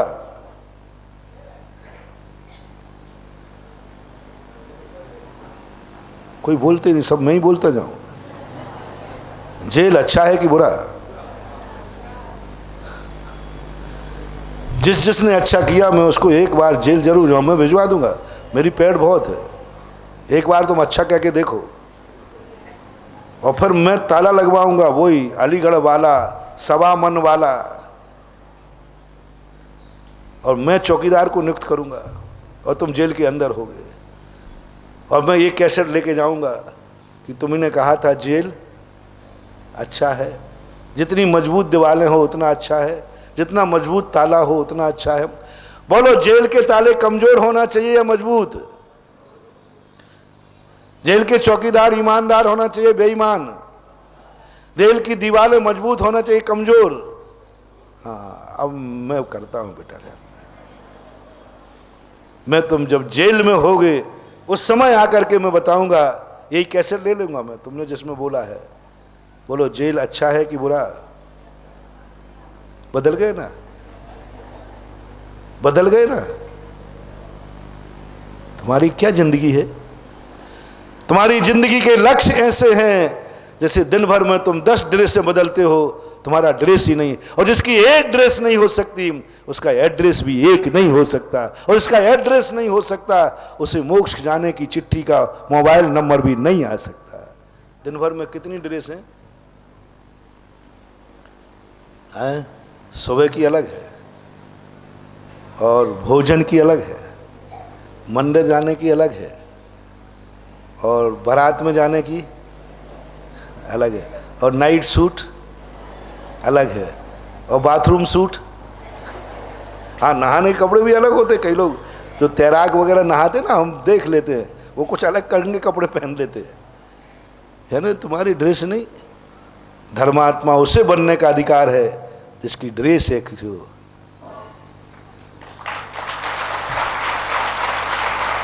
बोलो, इस ड्रेस को कब बदलते देखा है? अकेले में हूं तब कैसा हूं? नहीं, अब थोड़ा आज संडे है, थोड़ा क्या करूं बताओ तो सही, वो कर लूंगा। भीड़, अब संडे विशेष भीड़ है, उस दिन क्या करूं? जिस दिन साधु अकेले में और भीड़ की ड्रेस बदलने लग जाएगा, समझ लेना वो साधु नहीं है, वो स्वादु है। और तुम्हारी ड्रेस बदलती है, तुम्हारा कोई ओरिजिनलिटी है ही नहीं। तुम निमित्त पाकर के अपने आप को निमित्त की कठपुतली बन करके नाच रहे हो। तुम्हें बस ये चाहिए, कहाँ जाना है, हर ड्रेस पर नंबर लिखा है। और इन देवियों के तो हाल ही बुरे हैं। वो सुगंध दशमी की साड़ी रखी हुई है, और सब कपड़े कहाँ से मिलेगा? जैसे तुम लक्ष्य को अच्छा कह रहे हो, 2 मिनट में लक्ष्य आप बुरा कह दोगे। जिस भगवान को अच्छा कह रहे हो, उसी भगवान को तुम बुरा कह दोगे। क्या भरोसा करूं तुम्हें? कैसे अच्छा सर्टिफिकेट दूं? मैंने बहुत कहा कि इतने अच्छे कार्य कर रहे हैं, तो इनका अच्छा सर्टिफिकेट क्यों नहीं मिलता है? बोले, ये अच्छा कर ही नहीं रहे हैं, 1 मिनट में ये बुरा कह देंगे। मैंने भगवान को गालियां देते, इतना बड़ा भक्त, इतने बड़ा भक्ति करने वाला एक व्यक्ति इतनी भक्ति कर रहा था, चातुर्मास के लिए पहुंचे ही था एक मंदिर में। मैंने भगवान से कहा, भगवान आप कहते हो ये पंचम काल है, इसकी भक्ति को देख करके ऐसे लग रहा है जैसे चौथा काल हो। ऐसी गजब की भक्ति कर रहा था, गजब। उसकी भक्ति देख करके मैंने भगवान को लाना दिया, भगवान इसको पंचम काल मत कहो, आपके लिए जरूर पंचम काल था जो आप भाग गए, लेकिन आज भक्त भी चौथे काल के हैं। मैं बहुत प्रभावित हुआ उस भक्त से, भगवान से नहीं। मैं भगवानों से बहुत कम प्रभावित होता हूँ, भक्तों पर मुझे, भगवान को देख करके मुझे इतना गर्व नहीं होता जितना भगवान की भक्ति को देखने वाले भक्त पर मुझे गर्व होता है। मैं कहता हूँ बस इसका हो गया कल्याण, भगवान के भगवान बन गए, उनसे कहने से उन पर क्या फर्क पड़ने वाला है। लेकिन मैंने बहुत दुआ दी उसको। थोड़ी देर के बाद वो बाहर गया, उसका बच्चे खेल रहे थे, वो पानी में डूब के मर गए। अब वो इतना क्रोध में आया, इतना क्रोध में आया, एक पत्थर उठाया, मैं तुम्हारी भक्ति कर रहा था और तुमने मेरे बच्चों को नहीं बचाया, काय का भगवान है तू। मैं नहीं बोलूंगा वो गालियां जो भगवान को उसने गालियां दी, मैं अभी जाकर तेरा सिर फोड़ता हूं। इतना क्रोध में आ गया, गालियों पे गालियां, पत्थर देके। मैं समझा के दूसरा होगा। तो भगवान ने कहा थोड़ा बाहर झांक के देख ले। बाहर झांक के देखा तो मैंने कहा कि ये क्या मामला है, ये तो वो ही है। 4 लोग पकड़े उसको, बोले नहीं मैं उस मूर्ति के टुकड़े कर दूंगा, मैं उसकी भक्ति कर रहा था, वो क्या कर रहा था। बच्चा मर गया, भगवान नहीं बचा पाए, और कहता दुनिया का पालनहारा, दुनिया का रक्षा करने वाला। बहुत गालियां दी, बहुत बुरे परिणाम किए उसने, पत्थर लेकर के दौड़ा। अभी भी मैं तुम्हारी पक्ष में था। भगवान कहते हैं देख ले चौथे काल का भक्त, अब निपट बचा दूं। तो मैंने कि भगवान ठीक तो है, उसका बच्चा मर गया, कायदा से आपको बचाना चाहिए था। ये अपेक्षा तो एक गृहस्थ रखेगी आपसे, ये अपेक्षा तो आपके प्रति है ही कि भाई मैं आपकी भक्ति कर रहा हूं, मैं सुखी रहे, मेरा परिवार भी, आपको रक्षा करना चाहिए। बोले अच्छा, अभी भी तू उसी की वकालत कर रहा है, मतलब मुझे इतनी गालियां दे रहा है, उसका तुझे दर्द नहीं हो रहा है, मेरा सिर फोड़ रहा है तो भी तेरा खून नहीं खोल रहा है। अभी भी तू कह रहा है भगवान ठीक तो है, उसका बच्चा मर गया बेचारे का, अकेला बेटा था, मर गया बेचारे का। तो मैंने कहा भगवान ग्रस्त है, दुख तो हो गई। बोले अच्छा तू बता, जब कोई व्यक्ति घर में रिश्तेदार आता है तो व्यक्ति को घर में रहना चाहिए कि वो घर में आए तो मैं बाहर निकल जाना चाहिए। सब भगवान बोल रहा, मेरे से भगवान बहुत बोलते हो, बहुत बहस चलती है जम की, आपको सुनाई नहीं पड़ेगा कभी, कितनी कान लगा लेना, लेकिन हमारा चलता है। वहाँ बोल रहा भगवान, यही जो उदाहरण आया मेरे दिमाग में। भगवान ने कहा अच्छा ये बता, कोई घर में मेहमान आता है तो घर के सदस्य बाहर भाग जाते, घर में रहते हैं? यदि वो मंदिर में भक्ति करने आया मेरी, और मैं बाहर जाकर उसके बच्चों को खिलाता, रक्षा करता, तो मंदिर में पूजा किसकी करता? मैं तो बाहर निकल गया, क्योंकि मैं तो उसके बच्चों की रक्षा करूंगा, और मैं विक्रिया करता नहीं हूं, भगवान हूं, मायाचारी कर नहीं सकता। तो वो पुजारी अंदर आवे, तेरी यही उद्देश्य है ना कि जब जब पुजारी मंदिर में आवे, भगवान बाहर जाकर के उनके बच्चों को रखाएं, उनके जूते रखाएं। हाँ, तुम्हारा क्या भरोसा। एक सुनाया था ना मैंने संस्मरण, एक व्यक्ति नए जूते पहन के आया, उसकी धारणा थी कि भगवान के दरवाजे किसी का कुछ नहीं बिगड़ता, और सबसे ज्यादा चोरी होते हैं जूते। कहाँ? वो जूते गायब हो गया। उसने कहा भगवान के क्या मामला है, आप जूतों को रक्षा नहीं कर पाए तो मेरी क्या खाक करोगे, मेरी क्या करोगे। यानी तुम भगवान से अपने जूते भी रखवा लोगे। बोलो भगवान जब मंदिर में आवे, तुम मंदिर में जाओ तो बंदा भगवान को बाहर तुम्हारे जूते की रक्षा, बच्चों की रक्षा करने के लिए भेज दूं, या मंदिर में रखूं, जो आपका फैसला हो बोलो। भगवान ने मेरे से पूछा, अब मैं तुमसे पूछ रहा हूं। जब मंदिर में जाओ, जब तुम ब्याई जी के यहां जाओ और ब्याई जी बाहर आ जाए, जैसे ही तुम दरवाजे पे जाओ, तुम देखो तो कहे आइए साहब, और वो तुम्हें तो अंदर करे और ब्याई जी बयान जी दोनों बाहर निकल जाए, बोलो कैसा रहेगा? मंदिर में तुम गए और भगवान बाहर निकल गया, अब किसकी पूजा करोगे? तो बोले भैया बेटा, मैं तो इसलिए मंदिर में बैठा रहा कि भक्त आया है, मेरी पूजा करने आया, इसलिए मैं वेदी पे बैठा रहा। अब तेरी नीति ये हो तो ठीक है, मैं जाऊंगा, पर मंदिर में आपकी सलाह क्या है? जब तुम मंदिर में पूजा करने जाओ, मंदिर में रहे, या तुम मंदिर में जाओ तो मंदिर बाहर आकर के तुम्हारे जूतों की रक्षा करे, बच्चों की रक्षा करे। जो आपका आज का फैसला हो जाएगा, आज रविवार भी है, क्या फैसला है मैं कह दूंगा भगवान से, वही कह दूंगा, मेरे भगवान मान जाएंगे। क्या करें बोलो ना? लेकिन शर्त है कि हम ब्याई जी के साथ भी ऐसे ही करेंगे कि तुम घर में गए और वो बाहर निकले, सब घर वालों को निकाल दूंगा, तुम बैठे बैठे मक्खियां भगाना। क्या तमाशा मचा रखा है तुमने? क्या मचा रखा है तमाशा? मैंने भगवान के चरणों में प्रणाम किया। भगवान समझ गया कलयुग की परिभाषा, समझ गया कलयुग की परिभाषा।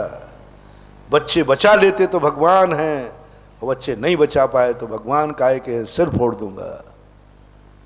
जूते बच जाते तो भगवान अच्छा है, और जूते चोरी कर गए, यानी भगवान तुम्हारी चौकीदारी करे। तुम्हारी बीमारी ठीक हो जाए तो भगवान है, नहीं तो नहीं है। तुम्हारी इच्छा पूर्ति हो जाए तो भगवान है, नहीं तो नहीं है। क्या बचा रखा है? बंधु, ये सब लक्षण नहीं है। इसलिए अपन प्रवचन को एक मोड़ दे करके खत्म करते हैं। कल अपन इस पर चर्चा करेंगे। अच्छा करते हुए भी अच्छे आदमी क्यों नहीं बन पा रहे?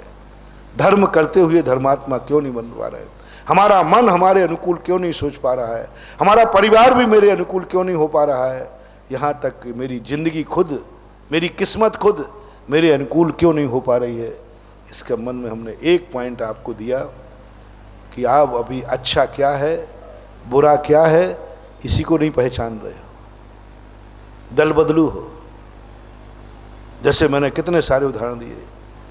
जेल को तुमने अच्छा कहा था, लेकिन जब जेल के अंदर जाने के बाद जेल को क्या कह रहे हो? बुरा।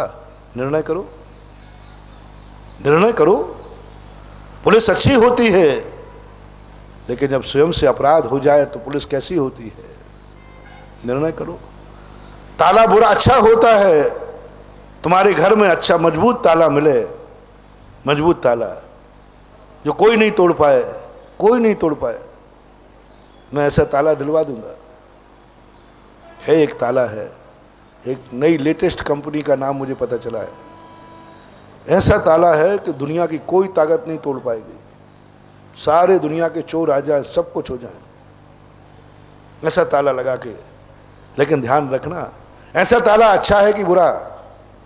जल्दी बोलो, जल्दी बोलो, 1 मिनट का समय, सब लोग बोलो। लेकिन अब एक और देना, ऐसा ताला लगा के तुम आए हो जो कोई नहीं तोड़ पाएगा, और बाहर आके चाबी गुम गई है, अब वो ताला, अब अंदर नहीं जा पाओगे, क्योंकि वो टूटना तो, अरे वो तो साधु के आशीर्वाद प्रूफ है। मैं ऐसा मंत्र फूंक दूंगा कि ये कभी टूटे नहीं, किसी से नहीं टूटे, और तुम बाहर हो और चाबी खो जाए, अंदर वाली चाबी नहीं, वो गाना में अंदर है, हम तुम, आगे नहीं बोलूंगा, लेकिन मैं तो कह रहे हो तुम बाहर हो और चाबी खो जाए। वो राग का गाना था, मुझे वैराग का गाना सुनाना है। वो संसार का गाना था, मुझे परमार्थ का गाना है। संसार का गाना जब बनेगा जब तुम दोनों अंदर होगे और चाबी खो जाए, और परमार्थ का गाना जब बनेगा तुम दोनों बाहर हो और चाबी खो जाए। तुम दोनों बाहर हो और चाबी खो जाए। सोचो, अब मेरा आशीर्वाद, तुमने कहा था ऐसा ताला चाहिए, अब वो ताला कैसा लग रहा है?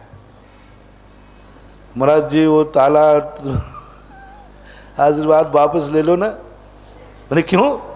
कोई महाराज वो ताला अब टूटने वाला तो है नहीं। इसका अर्थ है कि तुम दल बदलू तो मुझे भी दल बदलू। मैं एक बार कुछ मांग लो, ताला अच्छा है या बुरा है? नहीं महाराज, मैं तोड़ूं तो बिल्कुल ऐसे हाथ से खुल जाए, और चोर तोड़े तो हथौड़े से। मेरे पास ये संभव नहीं। ये ऐसी आज तक कोई फैक्ट्री नहीं हुई जो एक खोले तो जल्दी खुल जाए और दूसरा खोले तो, ऐसी कोई फैक्ट्री। आपको निर्णय करके आना है। 24 घंटे की मोहलत देता हूं, कौन सा ताला चाहिए, निर्णय करना। जब तुम ताला हो, मकान अंदर है, भोजन अंदर, तुम भूखे हो, सब कुछ अंदर है, और चाबी खो गई, अब ताले को अच्छा कहोगे कि बुरा? बस आपको कभी अच्छे ताले में नहीं दे पाऊंगा। आई एम सॉरी प्लीज, क्योंकि आप दल बदलू हो, कल उसी को बुरा कहने लगे, बहुत बुरा है, महाराज जी ने अच्छा किया क्या?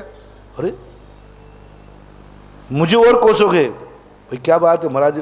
बोले महाराज जी को ये अच्छा किया क्या? देखो वो ताला नहीं खुल रहा है, ये महाराज को ऐसा नहीं करना चाहिए। भैया आई एम सॉरी, मैं तुम्हारी दुआ मिले या नहीं मिले, लेकिन मैं तुम्हारी बद्दुआ नहीं लेना चाहता। दुआ मिले या नहीं मिले, लेकिन बद्दुआ, और तुम बद्दुआ दोगे पक्का है। राणा प्रताप ने बद्दुआ दी उन दीवालों के लिए। एक दिन दुआ दी थी कि बहुत मजबूत किताब है, और राणा प्रताप ने इतनी बद्दुआ दी इन दीवालों के लिए, उन मिस्त्रियों के लिए और मंत्रियों के लिए। जब वो बाहर थे, अंदर थे तो दुआ दे रहे थे, और बाहर थे तो, अपन बाहर हैं तो जेल अच्छा है, और जेल में अंदर हो जाए तो जेल बुरा है। दूसरे की गाड़ी 2 नंबर की आए तो चुंगी चौकी अच्छी है, और जब स्वयं की गाड़ी आए तो ये जब तक तुम निर्णय नहीं करोगे। मैंने एक पॉइंट बताया, ना जाने कितने पॉइंट हैं इसने जिनमें हम अच्छा करते हुए भी अच्छा आदमी नहीं बन पा रहा हूं। बहुत अच्छा करता हूं, बहुत मेहनत करता हूं, फिर भी धन नहीं आ रहा है। बहुत पढ़ता हूं लेकिन पास नहीं हो रहा हूं। कैसी उल्टी बात है? अरे महाराज जी खूब पढ़ता हूं, याद भी करता हूं, पेपर में भूल जाता हूं। बहुत पढ़ता हूं, दिन रात पढ़ता हूं, लेकिन याद ही नहीं हो रहा है। पढ़ रहा है और याद नहीं हो रहा है, कमा रहा है और धन नहीं दिख रहा है, साधु बना है और साधना नहीं हो रही है। अरे क्या मामला है? साधु बन गया है, सब कुछ सही कर रहा है, फिर भी साधुता का आनंद नहीं आ रहा है। मामला क्या है? मामला आज अपन ने एक बात समझी। आपका समय हो गया।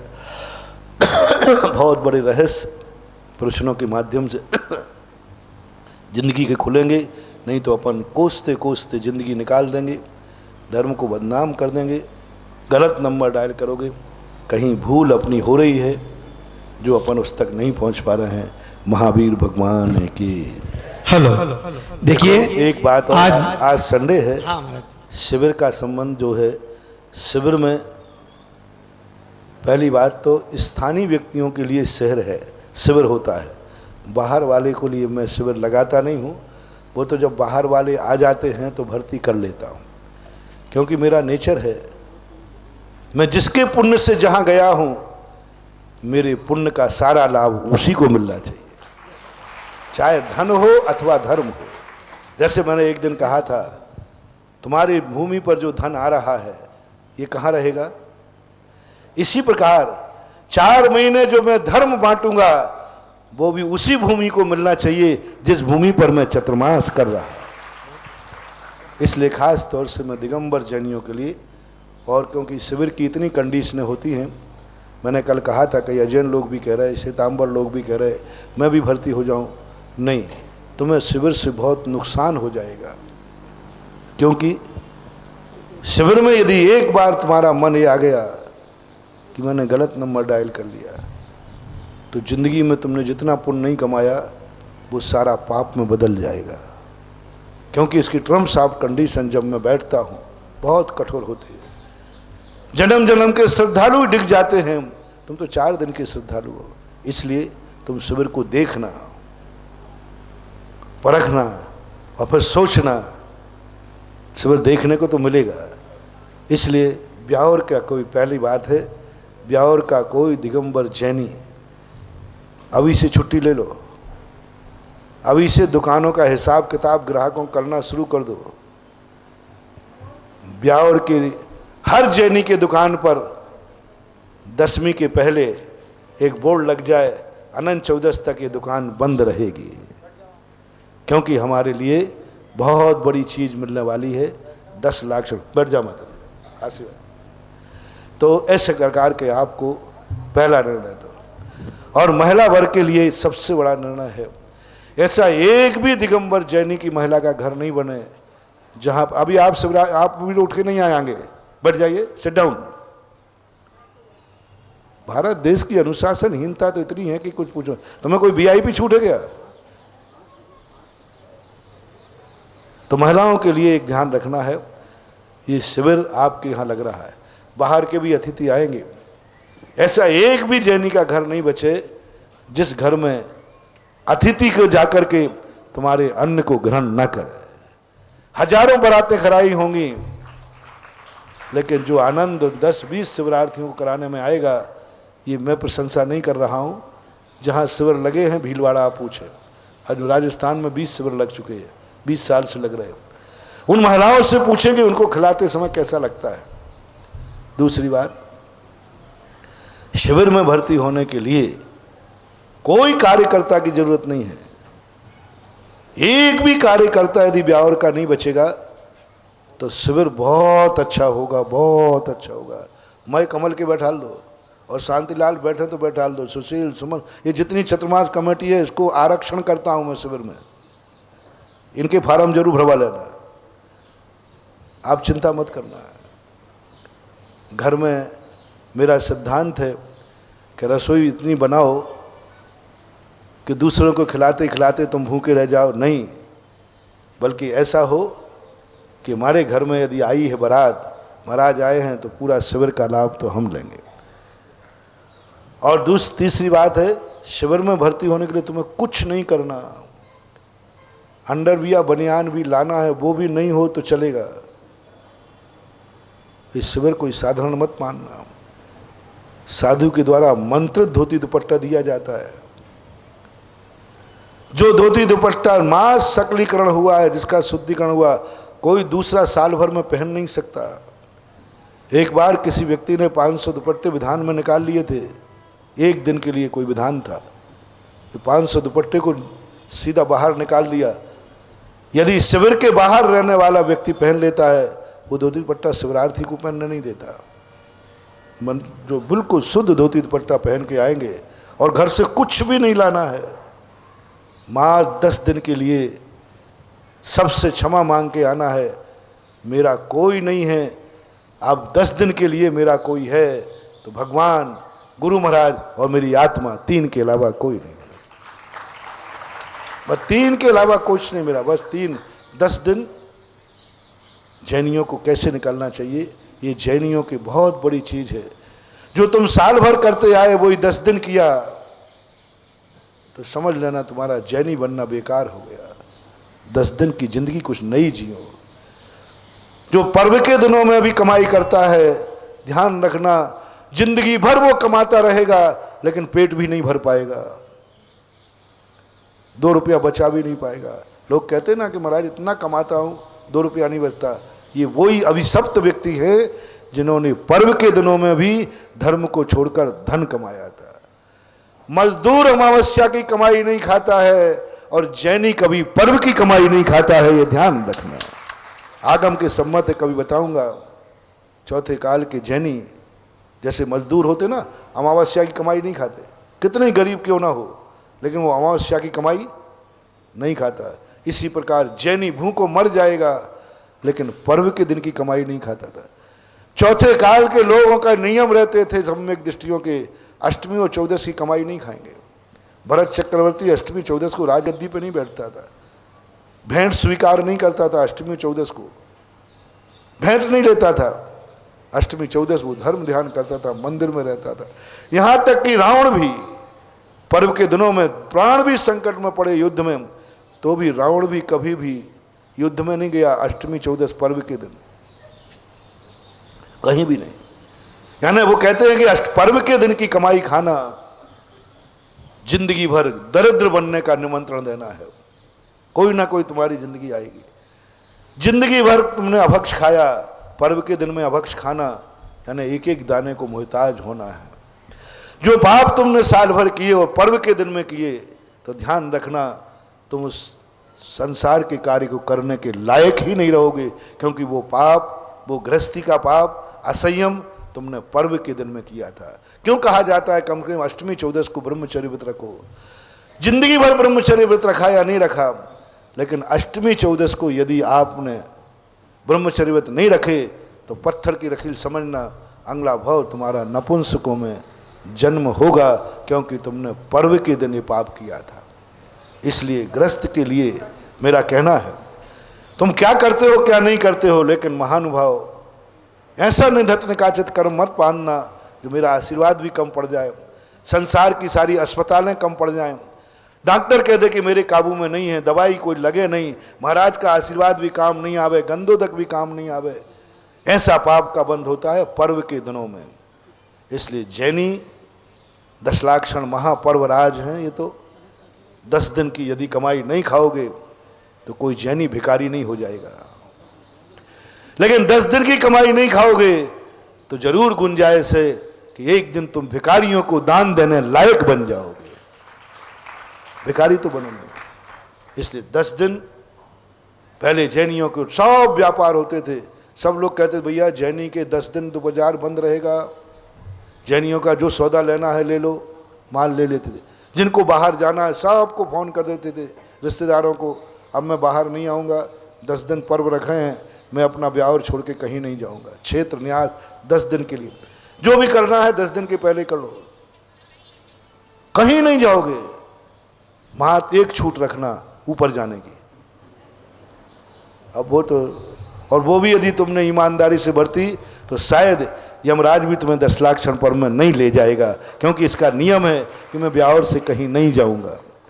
तो एक बार एक देखो मजा, इस जिंदगी निकाल दी तुमने, ये 4 महीने का ले लो रे मजा। दुनिया भर के धोरक धंधे में पड़े हो, राग द्वेष कसायों में पड़े हो, ये छप्पड़ फाड़ के मिला है, ले लो।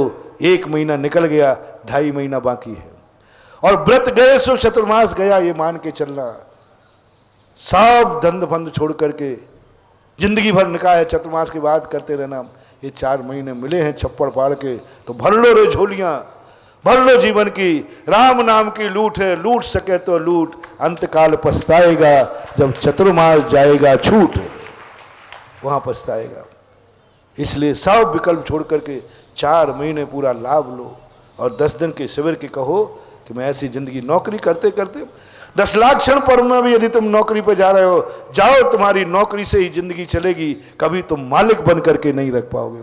और पर्व के दिनों में तुमने कहा मैं इतना गुलाम भी नहीं हूं कि मैं 10 दिन नौकरी करूं, 10 दिन तो मैं श्रावक बन के रहूंगा। तो हो सकता है कि एक दिन तुम इतने बड़े मालिक बन जाओ कि तुम्हारे दरवाजे 100 नौकर खड़े रहे। आज तुम नौकरी कर रहे हो, पर्व के दिनों में नौकरी नहीं, पर्व के दिनों में दास्ता नहीं, पर्व के दिनों में पहले ही से कह देना साहब 10 दिन का वेतन काटना है काट लेना, लेकिन 10 दिन तो छुट्टी पर रहूंगा, क्योंकि मेरे पर्वराज हैं। और पर्वराज में भी मेरे गुरु महाराज यहाँ पधारे हैं, उसमें भी सिविल लग रहा है, तो छुट्टी भी ले लेना। और दुनिया के झूठ बोल करके मेडिकल लेते हो, धर्म के लिए झूठ बोलकर मेडिकल लेना पड़े तो कोई पाप नहीं है। न जाने कितने झूठी मेडिकल लगाते हो आप, सब मुझे मालूम है। जब बारात में जाना होता है तो मेडिकल झूठा लगा लोगे, 50 रुपया दे के बनवा लोगे, बना भी देते। कभी धर्म के लिए कोई ऐसा कथन ना, कोई ऑफिसर पड़ जाए तो मेडिकल लगा दो, और करेगा क्या, वेतन काट लेगा, और क्या होगा। लेकिन पर्व को नहीं छोड़ना है।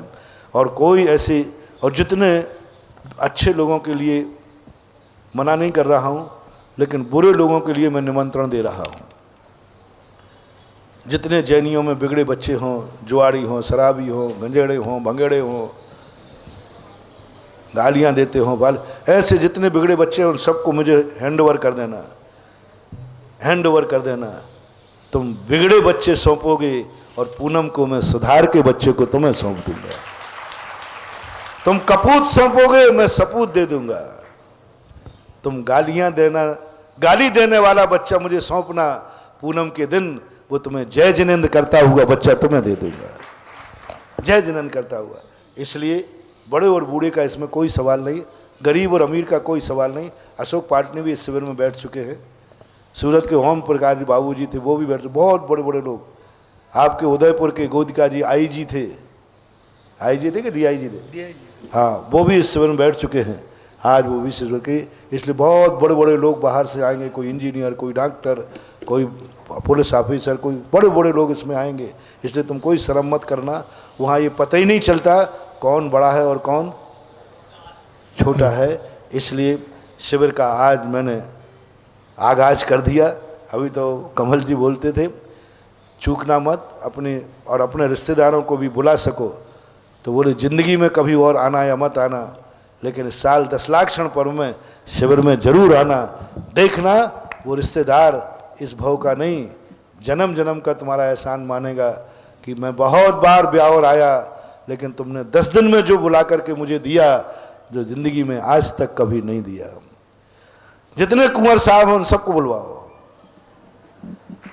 और दिए 10 दिन के बाद वो खुद कहेंगे अपने ससुर साहब से, अपनी पत्नी से कि ससुराल से मैंने जिंदगी में कभी बहुत कुछ पाया, लेकिन वो सब कुछ तुच्छ है जो मैंने 10 दिन तक ब्यावर की भूमि से गुरु के मुख से पाया, शिविर में पाया।